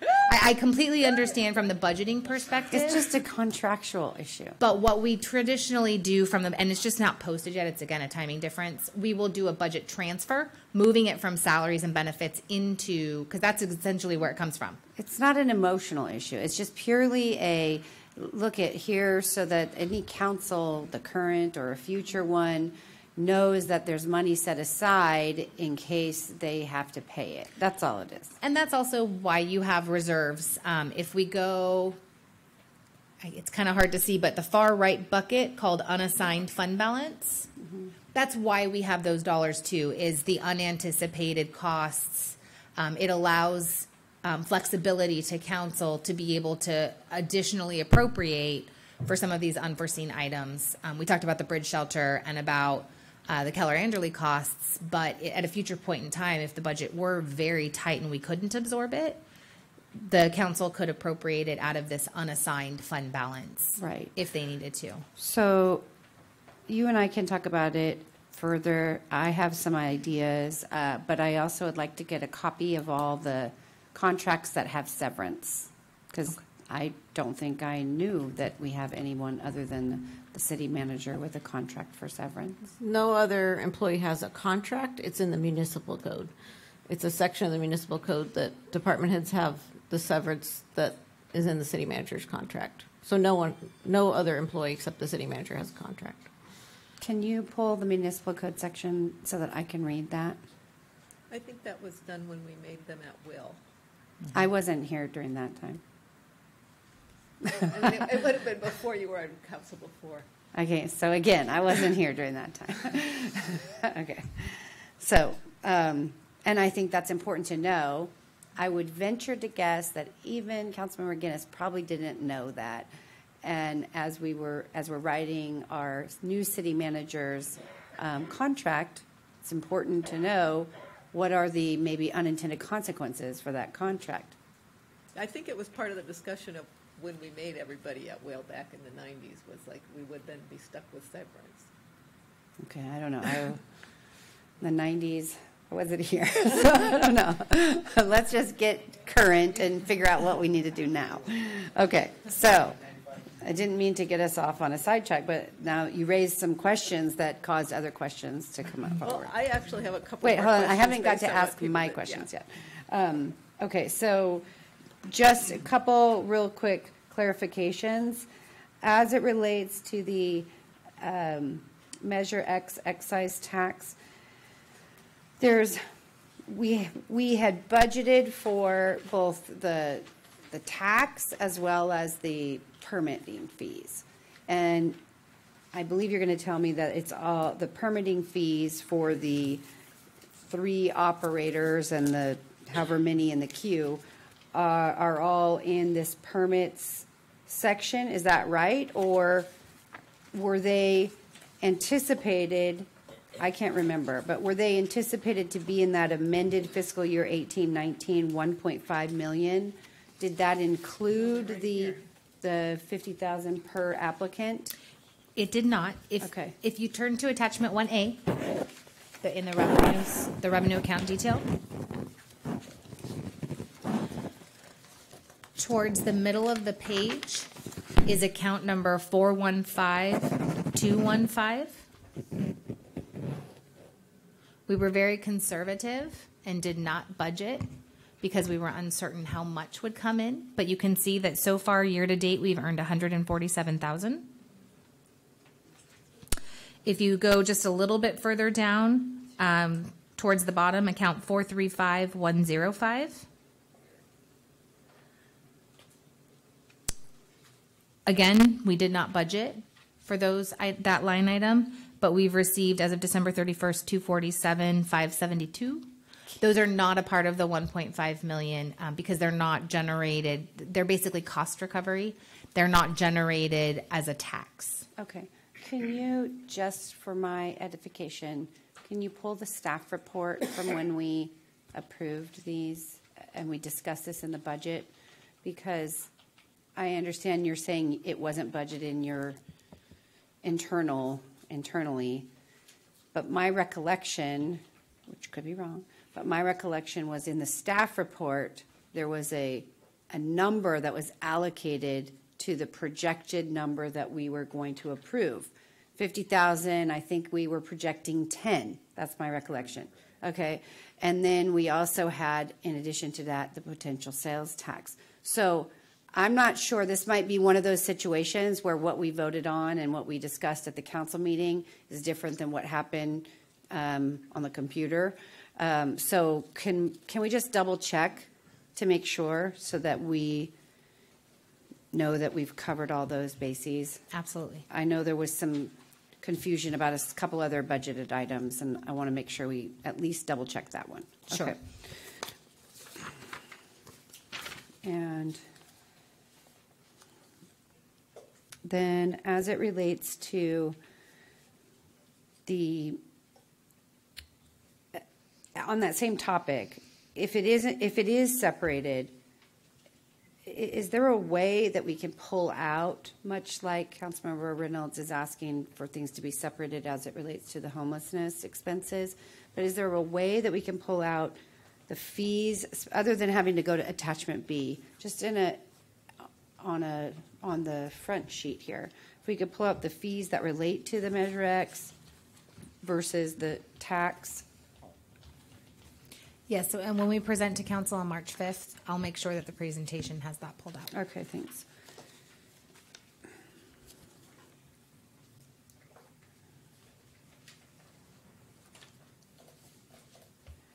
Oh, and then going back to Mr. Tabota's letter and the 5-pack letter, there was that discussion about not leveling out the M&O expenses and waiting till the latter part of the fiscal year to do some projects so that you have the cash. Other than the reason of not wanting to come to the council to do a budget adjustment, is there any other reason to do it like that? Because it seems like we could have a little bit more stability over the course of the year instead of rushing it all at the end of the year. Is there any other reason, a financial reason? There isn't a financial reason. Some of it is the way that the programs follow more of a calendar year than a fiscal year. Okay. So some of it is just timing related. Some of it is seasonal. Perfect examples like tree trimming. It's seasonal. You do it during certain seasons. There isn't a financial reason. the departments know that they have their budgets and they spend it how, in whichever manner, from a timing perspective, that they see fit. We do get our largest revenues in December, January, and then again in May. But we haven't seen a dip that would cause any concern from a spending perspective, other than normal cyclical revenues. Okay. I know Councilmember Guinness asked about the self-insurance fund. So if you could just prepare a quick little memo that explains, for those who maybe aren't necessarily as familiar, what is the self-insurance fund? Why do we have a separate self-insurance fund that's not just the general fund with a legal line item? And why did it fall to the negative? And what are some strategies to keep it out of the negative? That would be helpful, I think, to the new council members. And finally, looking at the contingency, it's attachment 2C in the memo. I just want to get some clarification on this. The 500,000, it says up here, we didn't adopt these items. This is just a discretionary for the acting or the then city manager. Best and Krieger legal support related to group home ordinance. What did they do related to that? I don't remember anything. I'm trying to recall what that was. I don't know either. I need the only thing I'm aware that Best and Krieger has done recently is they provided some election consulting assistance at the time. But that was budgeted for last fiscal year. That's the only thing I'm aware of. So right. So can we look into that? Find out what 75,000. I don't know what multi-agency lawsuit. I don't know what group home ordinance. No, that was a different firm. That was Celeste Brady's firm. Didn't she do the ambulance? The med. What's that firm called? Whatever that firm. I know. Yeah. Sorry.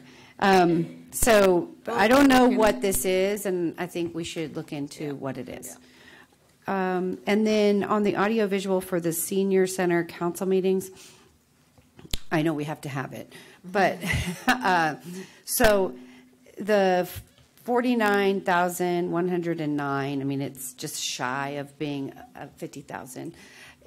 Are there other additional audiovisual needs that have exceeded this 49,000, and then we're going to have another 49,000, or is that the total hit before we get to move back home? This was the total hit.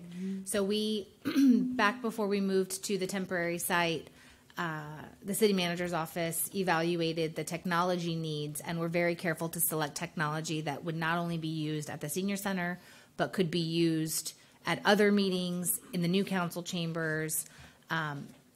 It was just luck. So we purchased it was just happenstance, correct? Okay. It was just happenstance that it fell just below the 50,000. It wasn't. Okay, but I feel better now that I know it's actual equipment that we purchased. And it's become a fixed asset. Okay. Correct.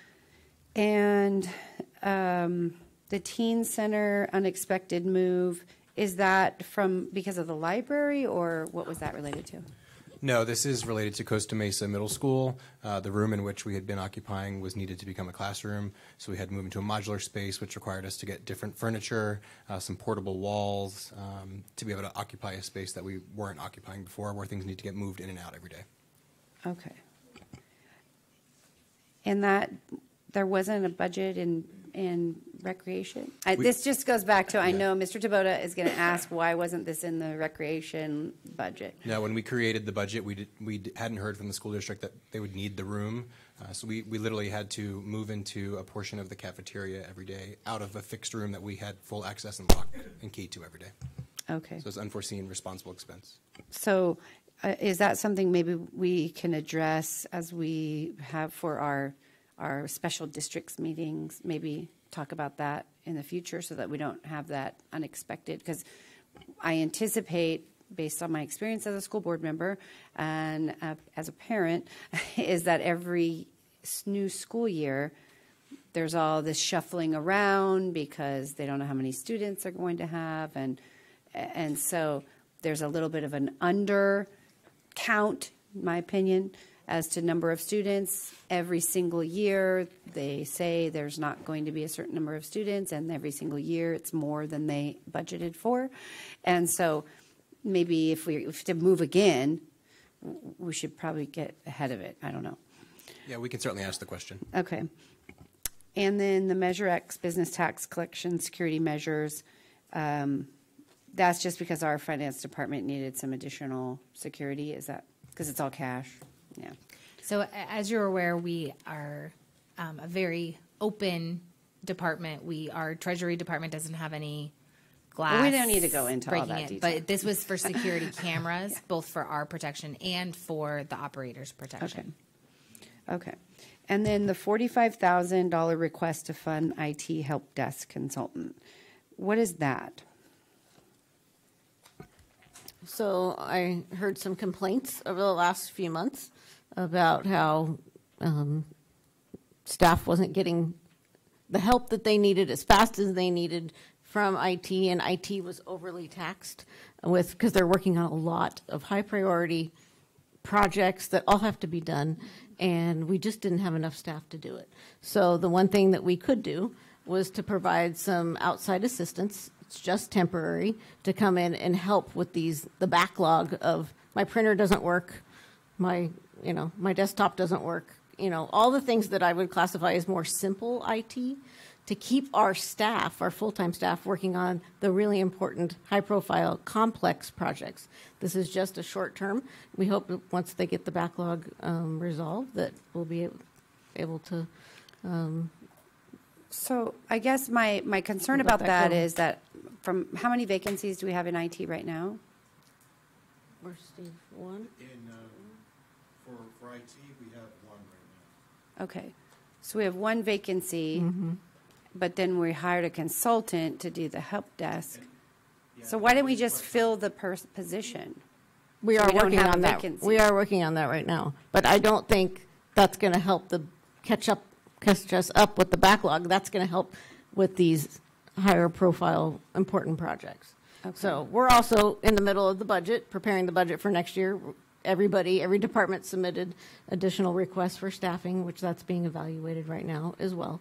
So we're going through that analysis. But this was the only point to this was short term, to try to address the backlog so we can keep everybody moving everywhere else in the city and keep the workload moving forward, and that people don't, when their computers go down, which I know we want to do.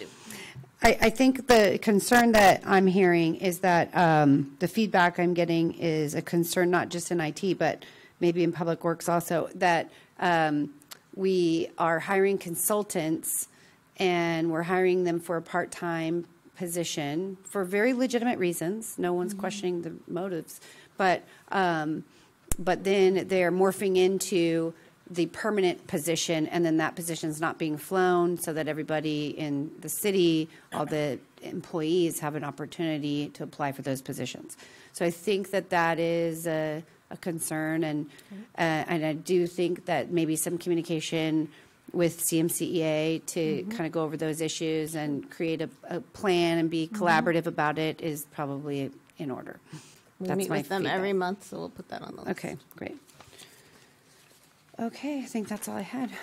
Anyone else have any other questions? Councilmember Guinness. Regarding overtime, I know that when we send fire personnel to big fires elsewhere, that's typically generating a lot of overtime, and we do get reimbursed from either FEMA or California Emergency Management Agency. How does this year's compare to other years? Has it been growing? Because we've been hearing about the fires getting worse and worse. Has that been a growing issue? Yeah, this last year was one of our largest years, and you're talking about the reimbursement we get. Well, yeah, and just the number of hours that we... Oh, that could be contributing to the overtime. Yeah. And then regarding pro formas for the marijuana people, people never want to give any public agency their pro forma because of the trade secret thing. And dealing with a lot of different planning issues, particularly in housing where things are required where feasible or if not infeasible. What there are cases where I don't know if the marijuana people would be willing to do this because it's not in our ordinance anyway, but I sometimes have been retained through the city attorney's office, and then all the papers stay there, and they somehow are confidential that way, and then I report back and go, this project has a lot of slop in it. Of course, usually if it has that much slop in it, they just provide the housing because they don't want to give you their numbers. But there are ways where you retain people to do the financial analysis through the city attorney's office. I don't know whether it's just fake cover or not, but anyway, I've actually been in situations like that. Yeah, the Public Records Act does allow us to keep certain financial records confidential, especially when we are requiring them of businesses, connection with sales tax revenue or other things like that. So we will work with finance to see if we can implement something that will work for the businesses and also protect their secrets. And then I had one other, I'm sorry, were you finished? Okay, thanks. I had one other, reminded myself of one other comment, really. It goes back to Mayor Pro Tem Stevens' concern about the budget to actual on the legal fees for the Yellowstone case. And I actually just happened to be looking at that budget yesterday, and it is very detailed. It goes down into number of hours per attorney, per associate, and on tasks, both pre-phase of trial and then during trial and post-trial. And so for the future, maybe there should be some person, and I don't think it should be a lawyer because that's too expensive, but some person that can monitor, let's say, work on, I'm going to use an example, motions in limine. The budget was 100 hours for motions in limine, and they were tracking that month, 2 months before trial, at 100 hours already, and they were still in the middle of doing motions in limine. And do a follow-up, because I think in these big cases, and we still have several underway, we're going to need to stay on top of the budget a little differently than we might normally. We're going to need to know, okay, how much time has been expended. Maybe that's overkill on that issue. I don't know. I agree. It's tough. I understand as a litigator, it's very difficult. But it is, and I'll be the first one to say that it's easy to blow a budget when things happen that you don't. Very expect. easily, yes. But I can also say that, and you're absolutely right, it is definitely not something you want a lawyer doing.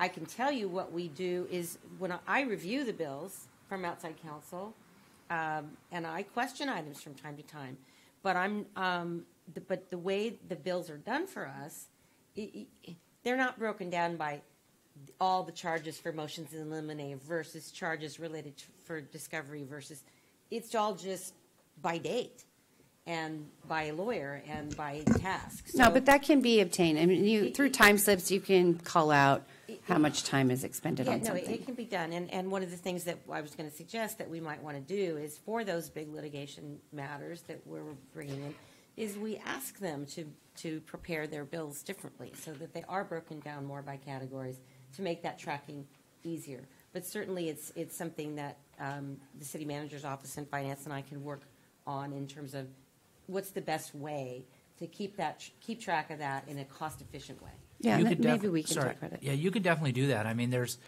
programs, I think maybe even Type Slips does it, where you can do what's called coding, so you task code the bills. So like the mayor was saying, motions in limine, just for example, then motions in limine has a code, and so each timekeeper, when they're working on something relating to that code, puts the code in, and then the bills reflect that, and then they can be easily compared to budget. So anyway, like she said, and like I said earlier, we have a lot of big cases, and it's a recurring issue. What did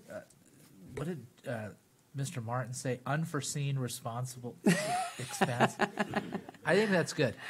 I think we should now.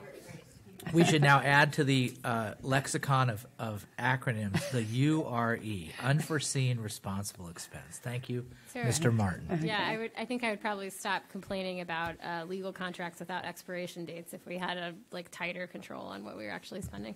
And then the other thing is, if we're going to have a gift shop, we should sell maps and publications in it because we're clearly not selling enough of those.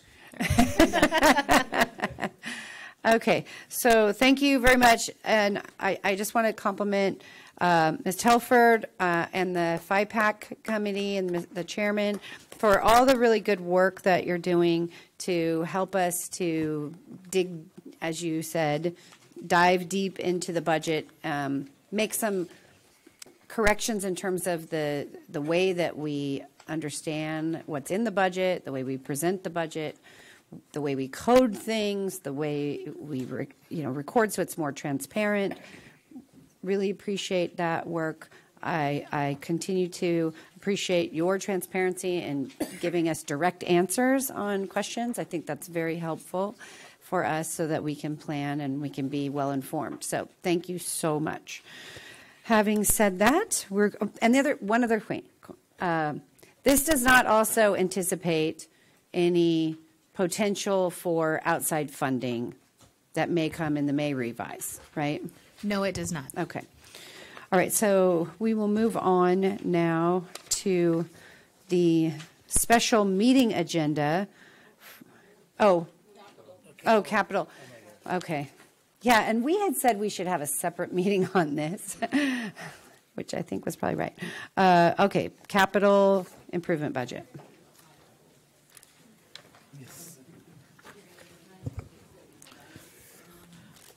Madam Mayor, Council, staff, and residents, thanks for being here. This is on the capital improvement program, and if I can get a minute, I want Bart to just show this award that we got on Arlington Drive project. Yay! We accepted that on February 21st.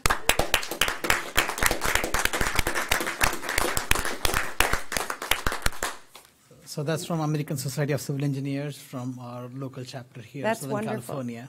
So if you don't know, that is an award for the Arlington, it's both the bike trail, multi-purpose trail, and the bioswell, which used to be a ditch that had drainage from runoff and was really not environmentally sound. So Exactly. thank you. And it was tested a few times the last month, so it worked beautifully. So. Wonderful. Thanks so much. Yes.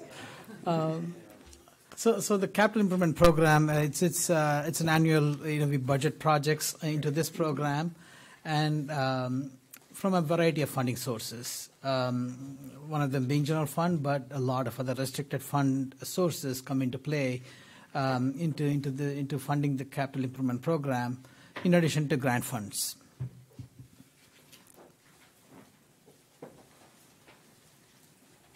So the projects in the CIP, they address a wide variety of needs, and then they come from all departments and in many improvement areas.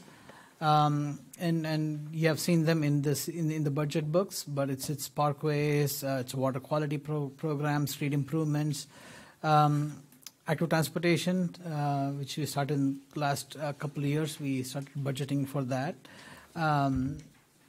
Park maintenance and development, and building maintenance and facilities. So the number of projects that are active in the CIP, it changes on a monthly basis pretty much. But when we started this year, we had 74 projects, which is a lot. And then we added 2 more to that. It's Lions Park Playground and MacArthur Rehab Project. As of now, we finished 19 of those projects are completed. Now, when I say they're completed from a use point of view. And an example of that is Bristol Street Medians. It's done, but it's not. We didn't close the books yet on that project. And there are similar other projects that are completed, but they are not completed as with finance and with us. 43 are currently underway, and 14 are yet to start. And some of those 14 are actually in the immediate future. Some of them could be awarded at the next meeting and would start next month.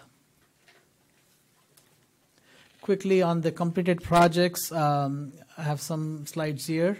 For a lot of these projects, if you go back to attachment 2, there is a fact sheet for about 40 of these projects. So we are starting to do these, and we'll have these on our website so people are aware of different projects and what the status is, and we'll keep updating them. Here is a project where we replaced playground surfacing at 16 parks. Again, here is where we used the volume to generate more things. We initially thought we could do 10 projects, but we ended up doing 16 of them, 16 parks, just because we got good pricing on that. Fire Station 1, as you know, that's completed. Again, it's completed from the use point of view, but we still have to accept the project and finish some minor work on that one. Police Department generator, it's actually, we did 3 generators. This is showing Police PD generator, but we also have a new generator at Fire Station 4 as well as at the Corporation Yard. The bike signal at Placentia, that was completed, as well as the Placentia medians and Bristol Street medians. Again, these are some of the 19 projects that were completed in the last few months. Currently underway, we have the Lions Park Library that's scheduled to open on April 26th. Red Hill Medians, that's under construction right now. Harbor Medians will be underway shortly, within a week or so. They got a little delayed by the rains, but they are doing surveys and getting all the background done to get that going. Merrimack Way Multipurpose Trail Project, that's a design project that we had a community meeting on that one recently. It's moving along. We think we'll be done with the design by the end of this fiscal year. And we did apply for grant funding for construction, and we think we have a very good shot at getting grant funds.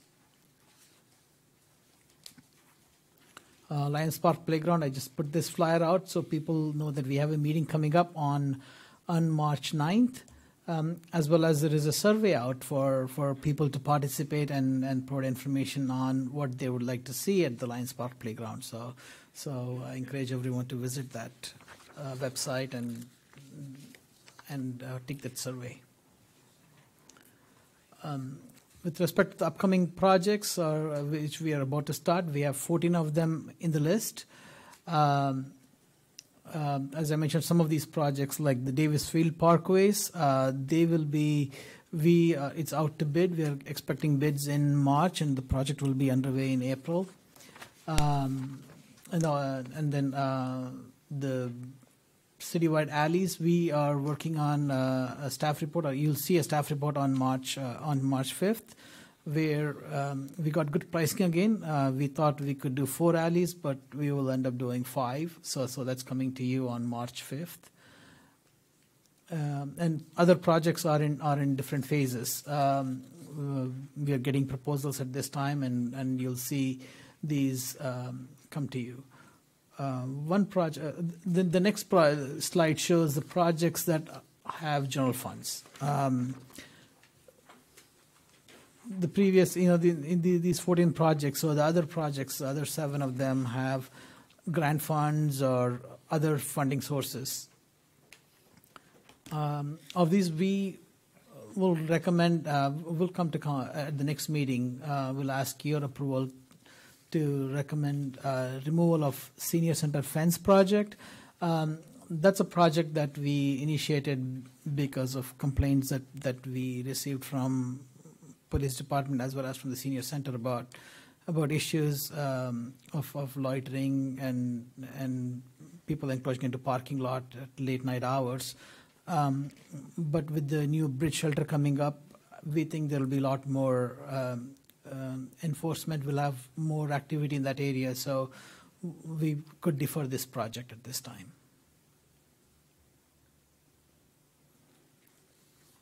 that's it. If you have any questions, I can answer that.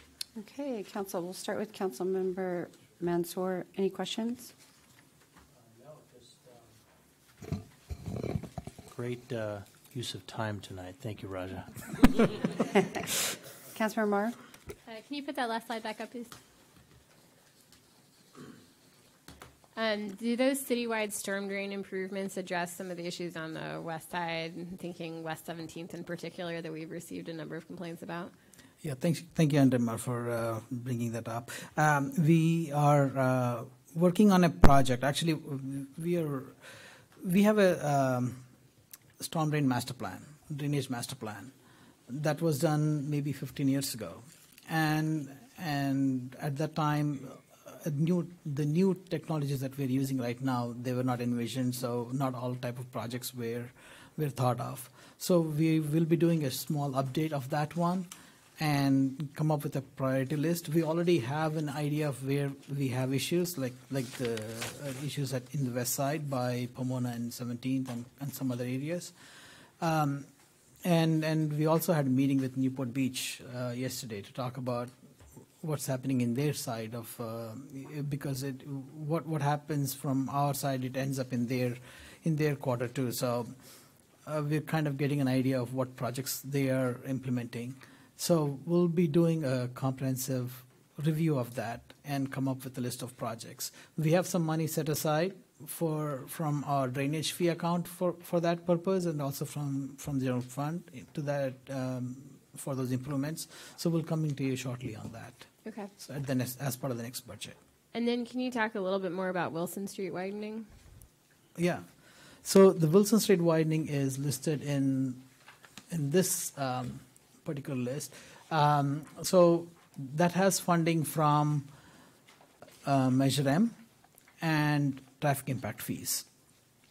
So this project is in Wilson Street, as you know, it's in our general plan circulation element as a secondary highway, which means it should have 4 lanes in each direction, 2 lanes in each direction. It should be a 4-lane roadway. However, the street, we have right-of-way constraints, and at this time we cannot really do any project in that area. So this project will look at different options. It will look at similar to what we did on West 17th Street. Mm-hmm.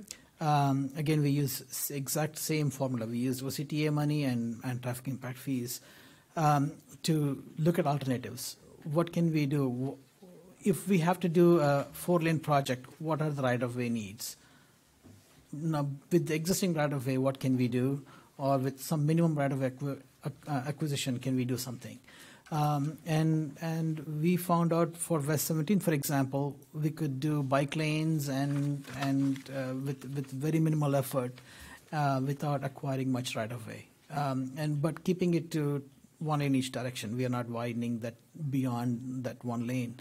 But those are the types of ideas that will come out of that project. And we can use that to go for future funding. So is that, excuse me. It's item 35. I lost it, thank you. I thought I had this marked up. Oh, I did. So is this $631,000, is that just for the study? The study could actually be a lot less. So initially what happened was we budgeted the entire amount of traffic impact fees.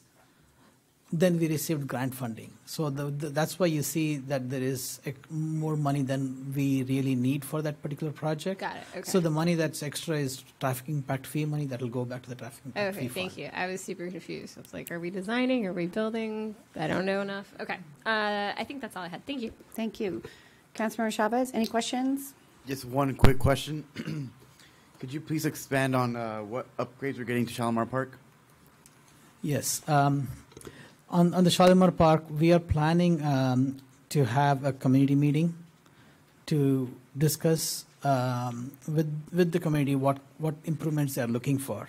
At this time, we have budgeted $50,000, so it's not a lot of money, but it's enough to do some improvements. We could do, for example, rubberized surfacing or upgrade any play equipment, and such. So this is initially to get some ideas and then we use the money we have to make some improvements, but then we'll ask for more funds down the road.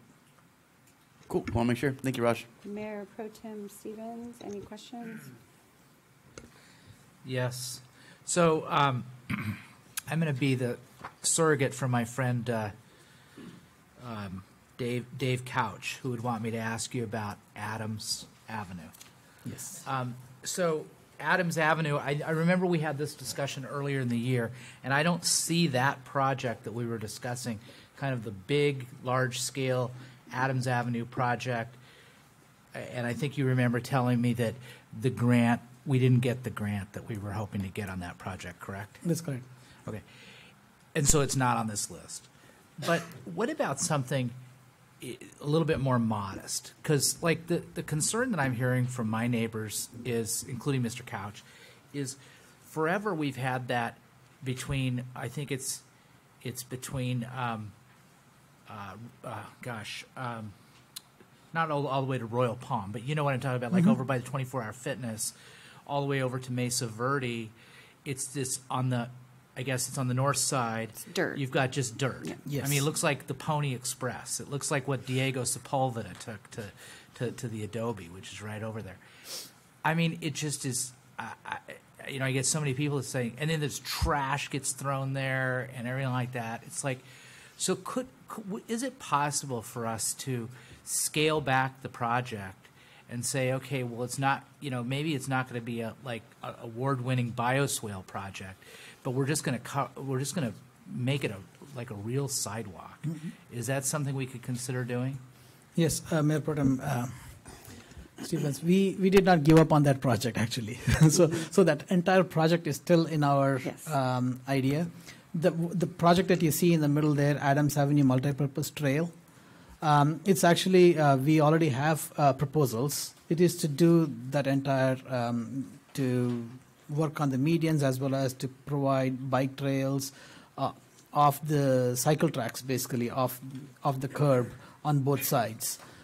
It's to design that particular project. Number 45. So we have proposals, and we are reviewing the proposals at this time, and we'll come to you for awarding that particular contract for design. But that's what we're talking about. We're talking about, with the $325,000, some scaled back project that would include bike lanes and putting concrete over the dirt. It's not necessarily a scaled back project. It's not scaled back. It's not going to be any less expensive necessarily. Exactly. And we also have a separate discussion that we initiated with Southern California Edison to underground their utility poles. So that will come to you at some point once we have some more details and work out some agreements with them. So they have what's called Rule 20 funding, and there is some money that gets accumulated over time. And at this time, they have enough monies to take that undergrounding between Mesa Verde to Placentia. So we are looking at that particular idea to work with this project. So we are trying to combine all these different, so that's undergrounding project, we have the bicycle project, and then we have a rehab project that's also being designed. We already have a preliminary design on that. We'll just have to make some minor adjustments to that, but all this will be packaged together as one large project. And then the grant that we lost was a state grant, but they're still going after the OCTA grant. The problem is the neighborhood is not a low-income qualifying neighborhood. So if we want to do the project, in all likelihood, we're going to have to pay for it out of the general fund. That's correct, Mayor Foley. Yeah. But we are working, again, the design will take us a year, but we are trying to work for grant by then. Send an email to your assemblywoman.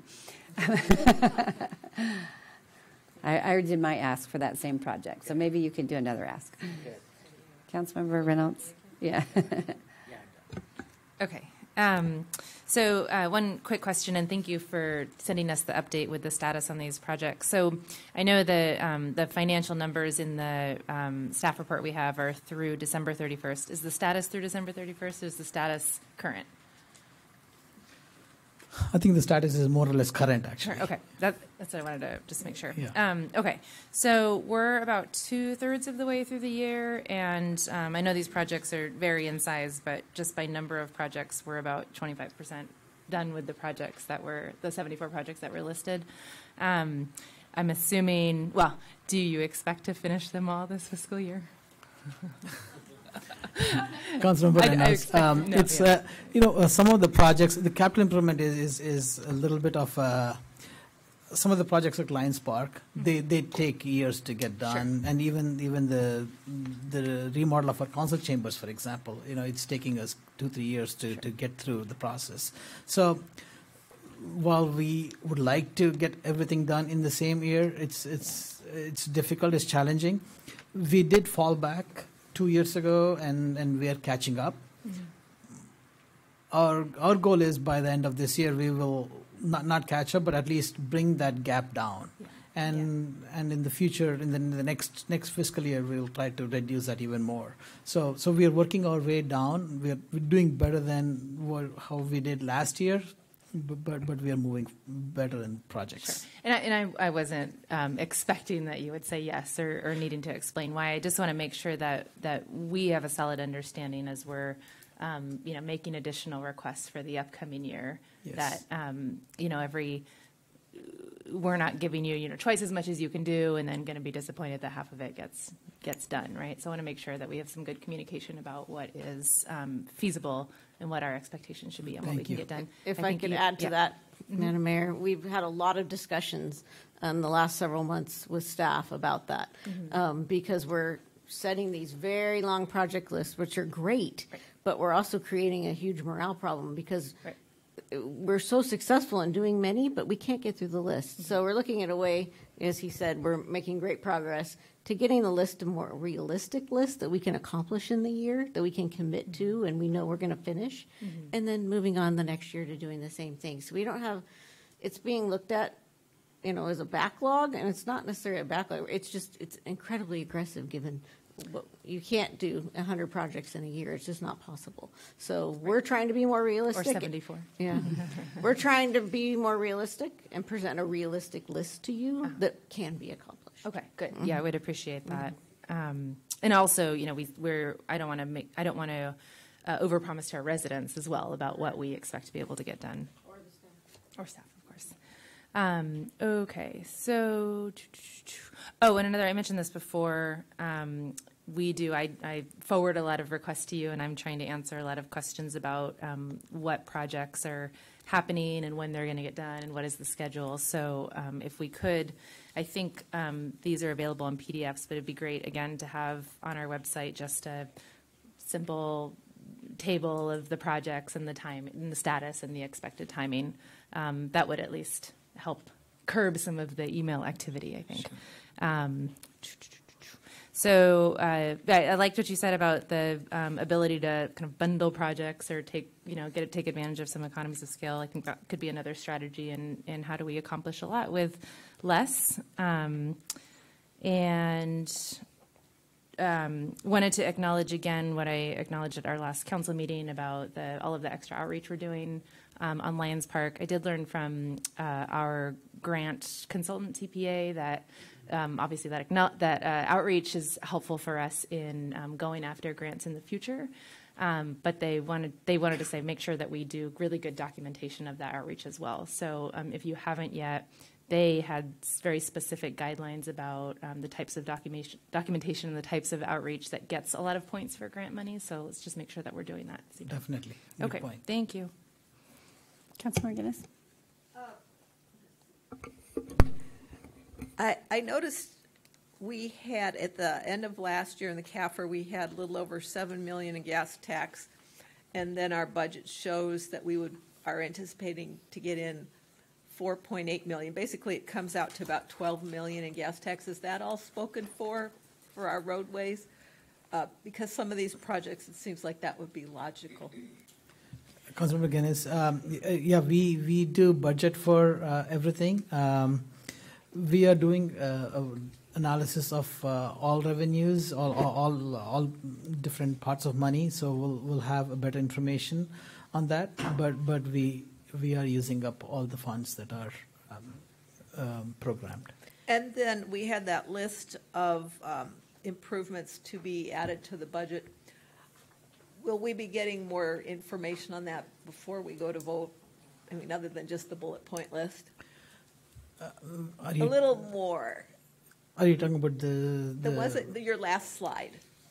Oh, yeah, that's going to come forward. Yeah, and that's going to come, but there will be more information on those particular projects then. That's the. Yes, those are not in design or anything. Those are projects that are funded in the general fund, and you're going to give us more information about each of them, including whether some should be taken offline. Exactly. So these projects are budgeted projects. Yeah, but what I'm saying is, you said you were going to bring that back to us, and I want to make sure that we when have to it comes vote on back, whether we have a little more information than just a list with bullet points. Sure, Councilman, because the only one I was talking about defunding is Senior Center Fence project. Okay. So if there is any other project that you would like to see information on, we can bring that forward. Oh, no. The request, if I could clarify, Madam Mayor, the request to bring it back at the next meeting for action is to formally incorporate what is in your far right hand or almost far right hand column, the remaining balance, into the 18-19 budget, to basically all of the previous year's budgets for projects is to roll those balances into this year's budget to formally appropriate it. And then this will be a part of the budgeting process every year going forward. It was only Senior Center that will be a separate action to remove it. So the rest of them, we won't really be taking any action on? Other than to reaffirm your Well, appropriation. I'm going to have a suggestion. Yeah, because I have a I'm suggestion after you're done with your comments to address that. Yeah, because I'm trying to figure out, because some of these things, for example, I recall seeing warrants over the last several years that had to do with the range remodel, so I'm thinking, is this an ongoing project? I mean, I have questions about each of these individual projects, and so if we're expected to take action on them, I would like to see it a little more fleshed out if we're going to be voting to do anything, even if it's just assigned funds to further study them, because that's just bullet points, and I'm like, that's interesting. And then on capital funds, since we have a giant list, and I really think we need to be looking at our needs versus our wants. A lot of the stuff on the list is really nice, but it's nice stuff, but it's not something that we absolutely need to have. And particularly, one of the things that we talked about in our goal setting was, where do we have deficiencies? Do we have areas of town where we really have significant deficiencies, whether it's drainage, the condition of the pavement? I'm starting to notice areas of the pavement, especially with all the rain we've had, where we basically have sort of ad hoc street medians where we have plants growing up through the cracks in the middle of the street. And obviously, if that continues, then we're going to be in for some big bills on street replacement. So that's probably a priority, I would hope, over some of the things that are just nice to have. So I would like to see us prioritize the needs. But also, we have a lot of capital projects that, let's face it, we just don't have the staff to process. We're talking about buying this property on Airway. Would capital funds be an appropriate bucket of money from which to take that? Or do we have other funds from, leftover housing set-aside funds or anything like that we could use? But I'm wondering if we could use some of our capital funds for the emergency shelter. And I know you want to protect them for streets and sidewalks and drainage and parks and stuff, but it seems like that might be something that we should be looking at. I have a suggestion. If after she finishes her questions, are you done? Well, I was looking for. Well, you gave it wasn't a question. It was just a comment. It was. I didn't hear a question. Sorry. So it is an appropriate use for the emergency shelter. In the previous presentation, I mentioned that I would be bringing forth a recommendation to do a funding swap. So all of the projects, if you go back, if I can borrow this, all of the projects that we currently have listed, and these are some of the upcoming, some of these are using park fees, gas tax, traffic impact fees, but all of these, plus some others, are using our general fund set aside, what we traditionally think of as the unrestricted CIP dollars. But some of them do still qualify for using those restricted funding sources. And if you remember back a couple of council meetings when we talked about the park fees, I mentioned that it is a policy to use restricted funds first, then unrestricted. Some of those park fees that came in were unexpected. We didn't know we were going to get as much as we did. So what I will be recommending at the next council meeting is a funding swap, moving where we're paying for some of these projects out of, that I anticipate freeing up. My goal, we're looking really hard. Our goal is to pay for at least half. I still have a little bit left to go, but we've made great progress. Plus, if you remember, if we do purchase a property, the renovation costs, we've earmarked $1.1 million out of CDBG to be able to pay for that.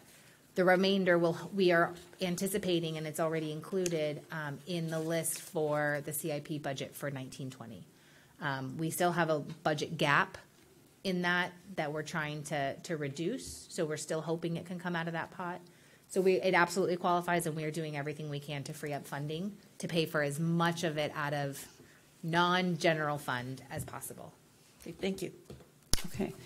So the number 35, the Wilson Street widening, I do think we should look at that and whether or not we need to keep that in there, because I don't think that's an urgent matter that we need to set aside $631,000 for.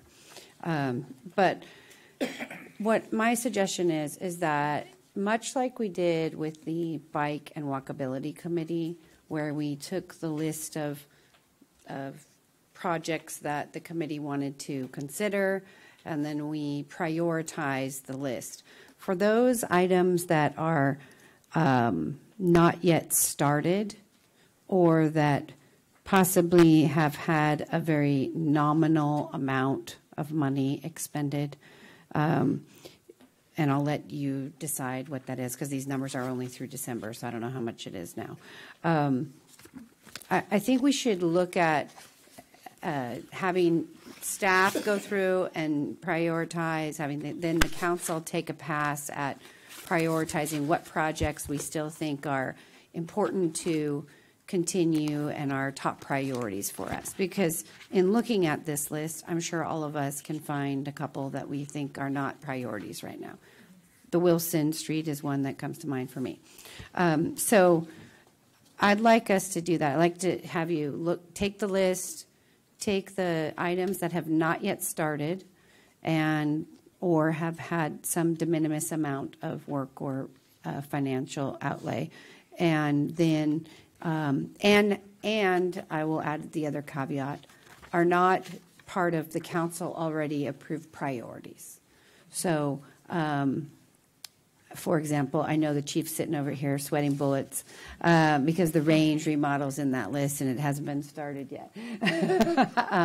But that was something we discussed in our study session.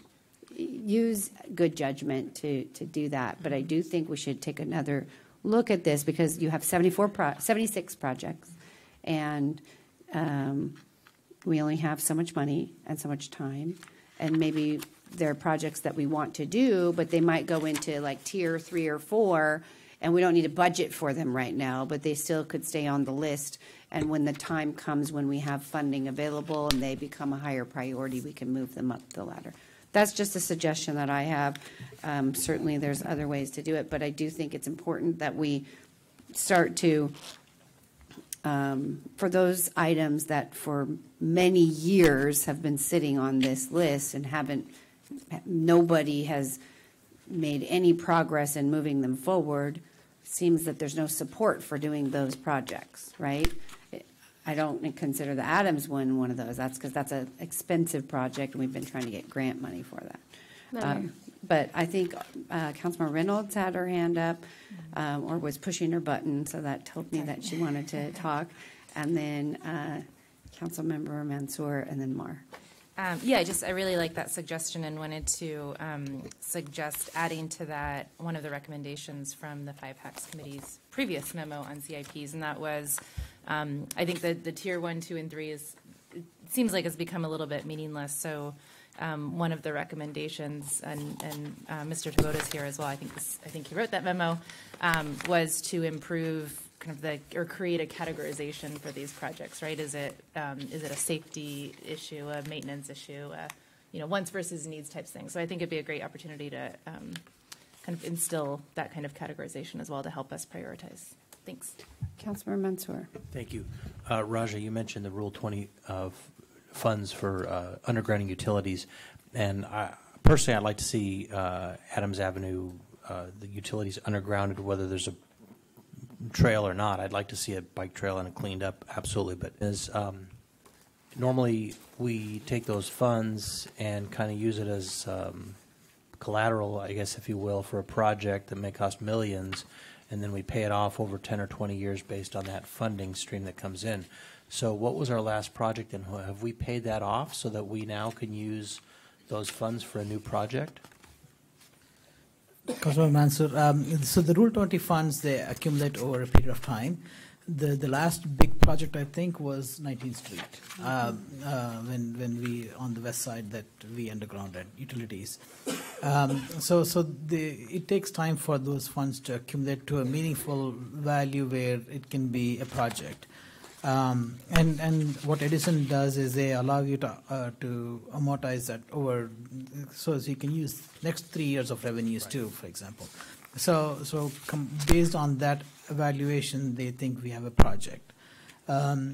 Usually, I don't think we use those funds as leverage for grant funding because of how Edison works, and their timing may not match our timing.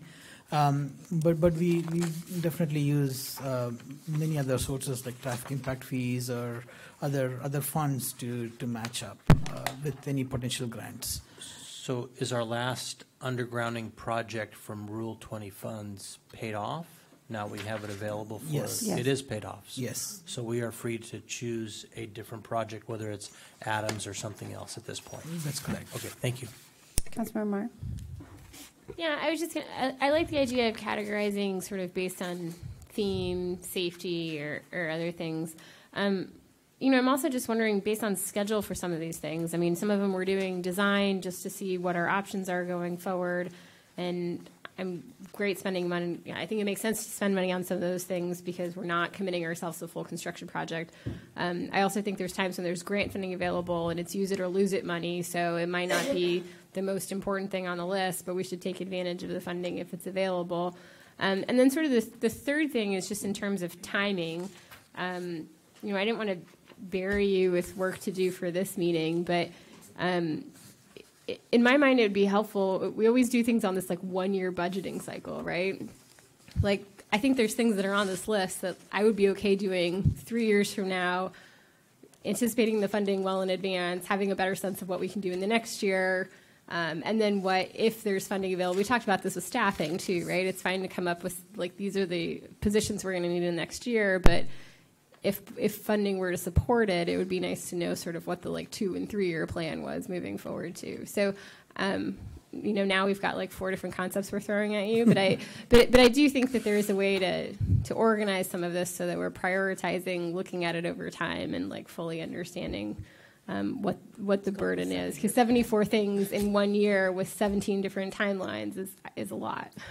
And we're coming. Actually, what you said, we did talk about. We're a lot coming of those full ideas. circle. We used to be a 7-year plan, and now So we talked about a 5-year CIP budget. We talked about those kind of ideas. But because of the way we budget, typically this is how we have always done, where we budget everything and then we roll to the next year. We don't disagree with you. We're It's a not process. We're not going anywhere in a year, right? I mean, like things will change slightly with the budget. For the most part, though, like the continuity of the city lives on, and so planning a rotating list of projects that evolve as the city does, I think, makes sense. Okay, so if we could, maybe when you're looking at how to bring this back forward, we've heard a lot of discussion about categorization, health and safety priorities, council priorities, needs and wants. I personally think that's a difficult one, frankly, because what somebody's need is somebody else's want. Who is going to define that? Yeah. So that one, to me, I think that starts to get difficult. But also this timing. So we used to do a 7-year CIP, capital improvement project. We still do that. Yeah. Well, still but do. this is not listed like that. No, but so we that's did why adopt a I know. budget, we have it. Councilmember Guinness, can I just finish, please? I understand. I've read how many budgets? 10. So I understand how it works. I'm trying to explain why it's all like this in one list tonight, as opposed to what we would normally see a 7-year period.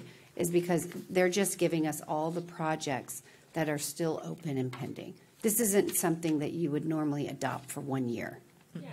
Okay. I thought that's what you were saying.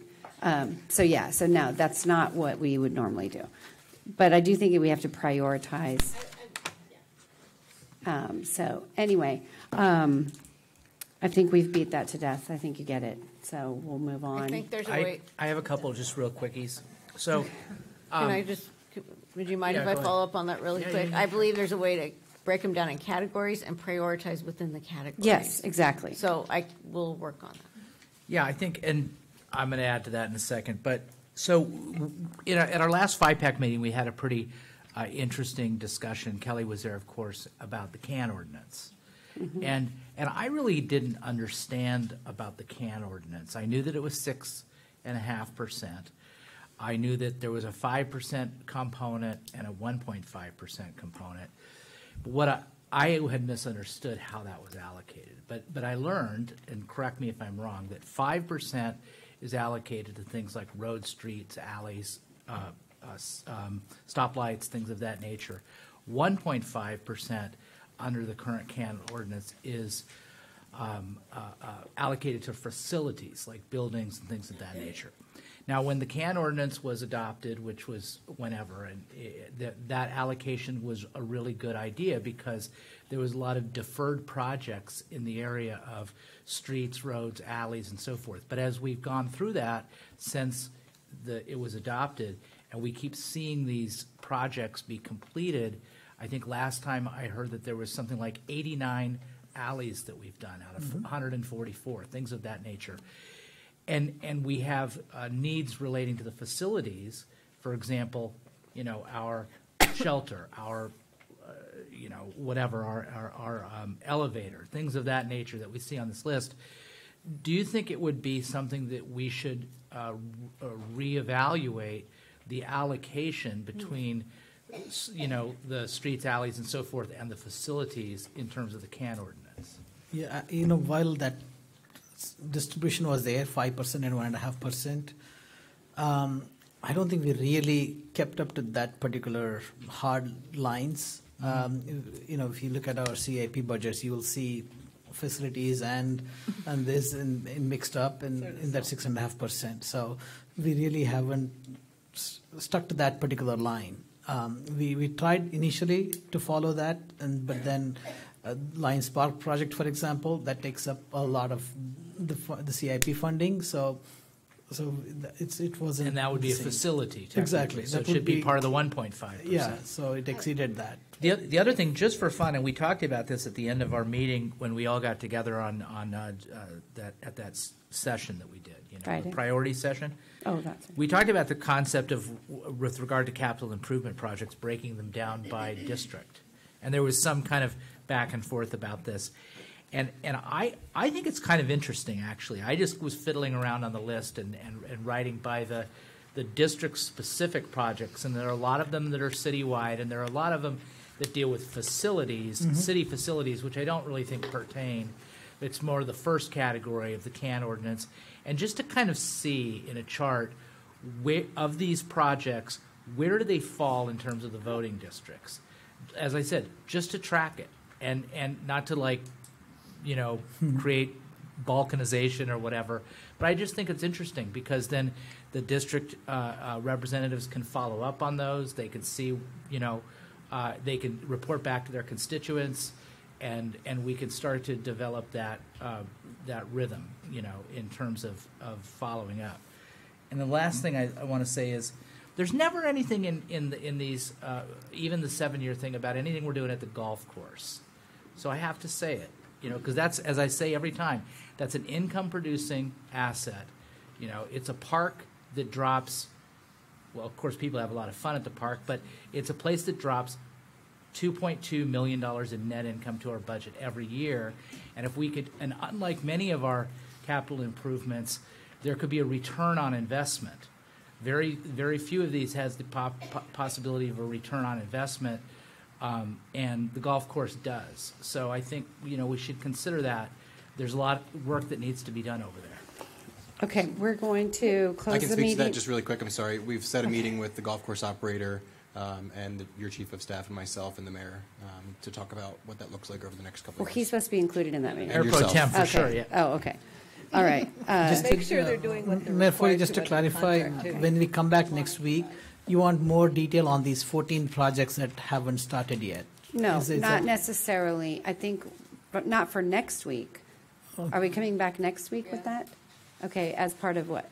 We can talk about it on Friday. Okay. It's this report that's coming back to you on the agenda to take action. I don't know what you're referring to when you say Well, this the report. whole- Sorry. The mid-year report and the Okay. CIP, to take a formal action to receive and file and make the budget adjustments. That's what's coming back to you on your regular agenda. Okay. And a little more info on those guys. I guess. I mean, I don't think we can have full-blown, we already had all the staff reports. We had, maybe you can send Councilmember Guinness the links to those staff reports that we already had for those projects, because Because some of them I know off the top of my head, and other ones, it's like, huh? but we had full-blown public meetings about most of those projects, so. We will work to address Okay. that issue. Yes. All right. I know we have a full agenda for Tuesday, so we that's do. why I'm worried about adding a whole bunch of discussion about projects we already had staff reports and votes on. Okay, so, and we will now move to our special meeting. We still have another meeting to hold here.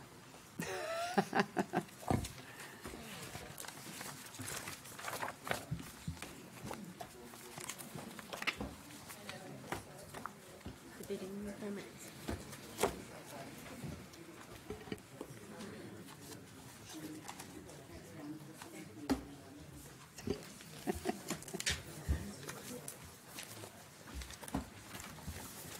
Okay. This is our special meeting agenda for Tuesday, February 26th at 7, well, it's supposed to be at 7 p.m. It's now at 9 p.m., 8:55 p.m. And call the meeting to order. May we please have the roll? Thank you. Councilmember Chavez? Here. Councilmember Guinness? Here. Councilmember Mansour? Here. Councilmember Mar? Here. Councilmember Reynolds? Here. Mayor Pro Tem Stevens? Still here. Mayor Foley? Present. Okay, public comment. Is there anyone who wishes to speak to the council about items listed on the special meeting agenda? Seeing no one, we will move to special orders of the day. City Clerk, please read the title. Authorization of bidding exemption under Section 2-165. Mr. Martin or Ms. Telford? No PowerPoint presentation this evening, Madam Mayor. Thank you, Madam Mayor, members of the council.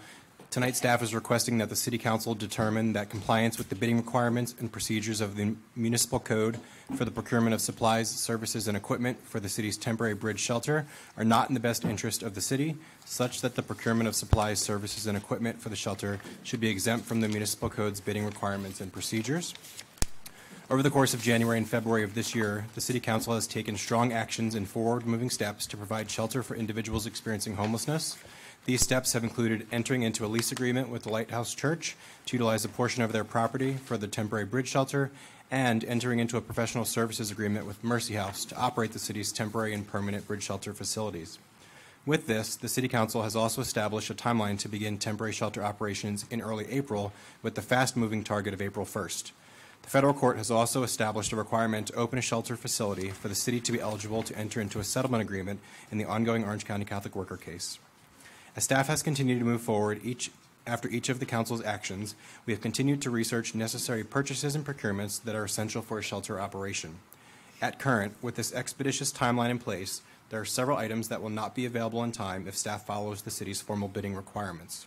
With this, staff believes that it is in the best interest of the city and its homeless population to receive an exemption from the formal process as set forth in the municipal code. For example, the modular trailer rentals that are needed for operation of the temporary bridge shelter are a customizable order which will take a minimum of 4 weeks to deliver on site. If we wait to continue with the formal bidding process on this, then we will be unable to successfully meet established timelines. Formally bidding out of these items, as well as some others, could result in a several-month delay, as formal bidding for large purchases can take 3 to 4 months. The City Council has already approved total funding in the amount of $345,700 for expenses related to purchasing, procurement, and contingency for the temporary bridge shelter's operations. Such amounts include money for modular trailers, equipment and furniture, and operational contingency for unforeseen expenses. Staff will continue to be responsible fiscal stewards with every purchase and procurement moving forward. If approved, staff will continue to move forward. Once staff completes all procurements of items for the temporary bridge shelter, a written report will be provided to the City Council detailing these expenditures. So, in order to meet established timelines while remaining fiscally responsible and on target for meeting the expedited schedule, staff requests a bidding exemption for purchases and procurements related to the city's temporary bridge shelter, with a follow-up report to be provided to the council. And we also ask that the City Council also authorize the acting city manager or designee to execute all agreements and necessary documents. With that, this concludes my report, and staff's available to answer any questions. Okay, council, are there any questions? We'll start with Councilmember Guinness. None. Councilmember Reynolds. Gosh, two quick questions. So this $345,000, this would be the last expenses coming in front of us for the temporary facility, right? We've approved the lease, we've approved the operator contract, and this would be for all additional costs related to that shelter? That's the goal, absolutely. Okay. And we're still looking for potential revenue sources, and we are we putting up a website? We do have a donation link up. Okay. Can we can start promoting that donation link? We will. We're also reached out to Towns and Public Affairs so they can help us with SESH funding, which is becoming available. We've got an RFP that we're going to be submitting in the next 2 weeks. Good. Thank you. SESH funding? It's an emergency shelter funding source. I can't remember what the acronym stands for. Mayor Pro Tem Stevens. No questions. Councilmember Chavez. Nope. Councilmember Moore. Okay, I have no questions either. I'm going to open this item up to public comment. Is there anyone here who wishes to speak to this item? Seeing no one, close public comment. Council, is there a motion? Move the item. Second. Call for the question. Motion carries 7-0. Okay.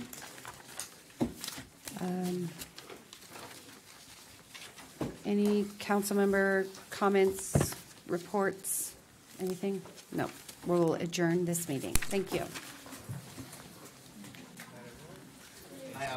But you know what is next week for our council?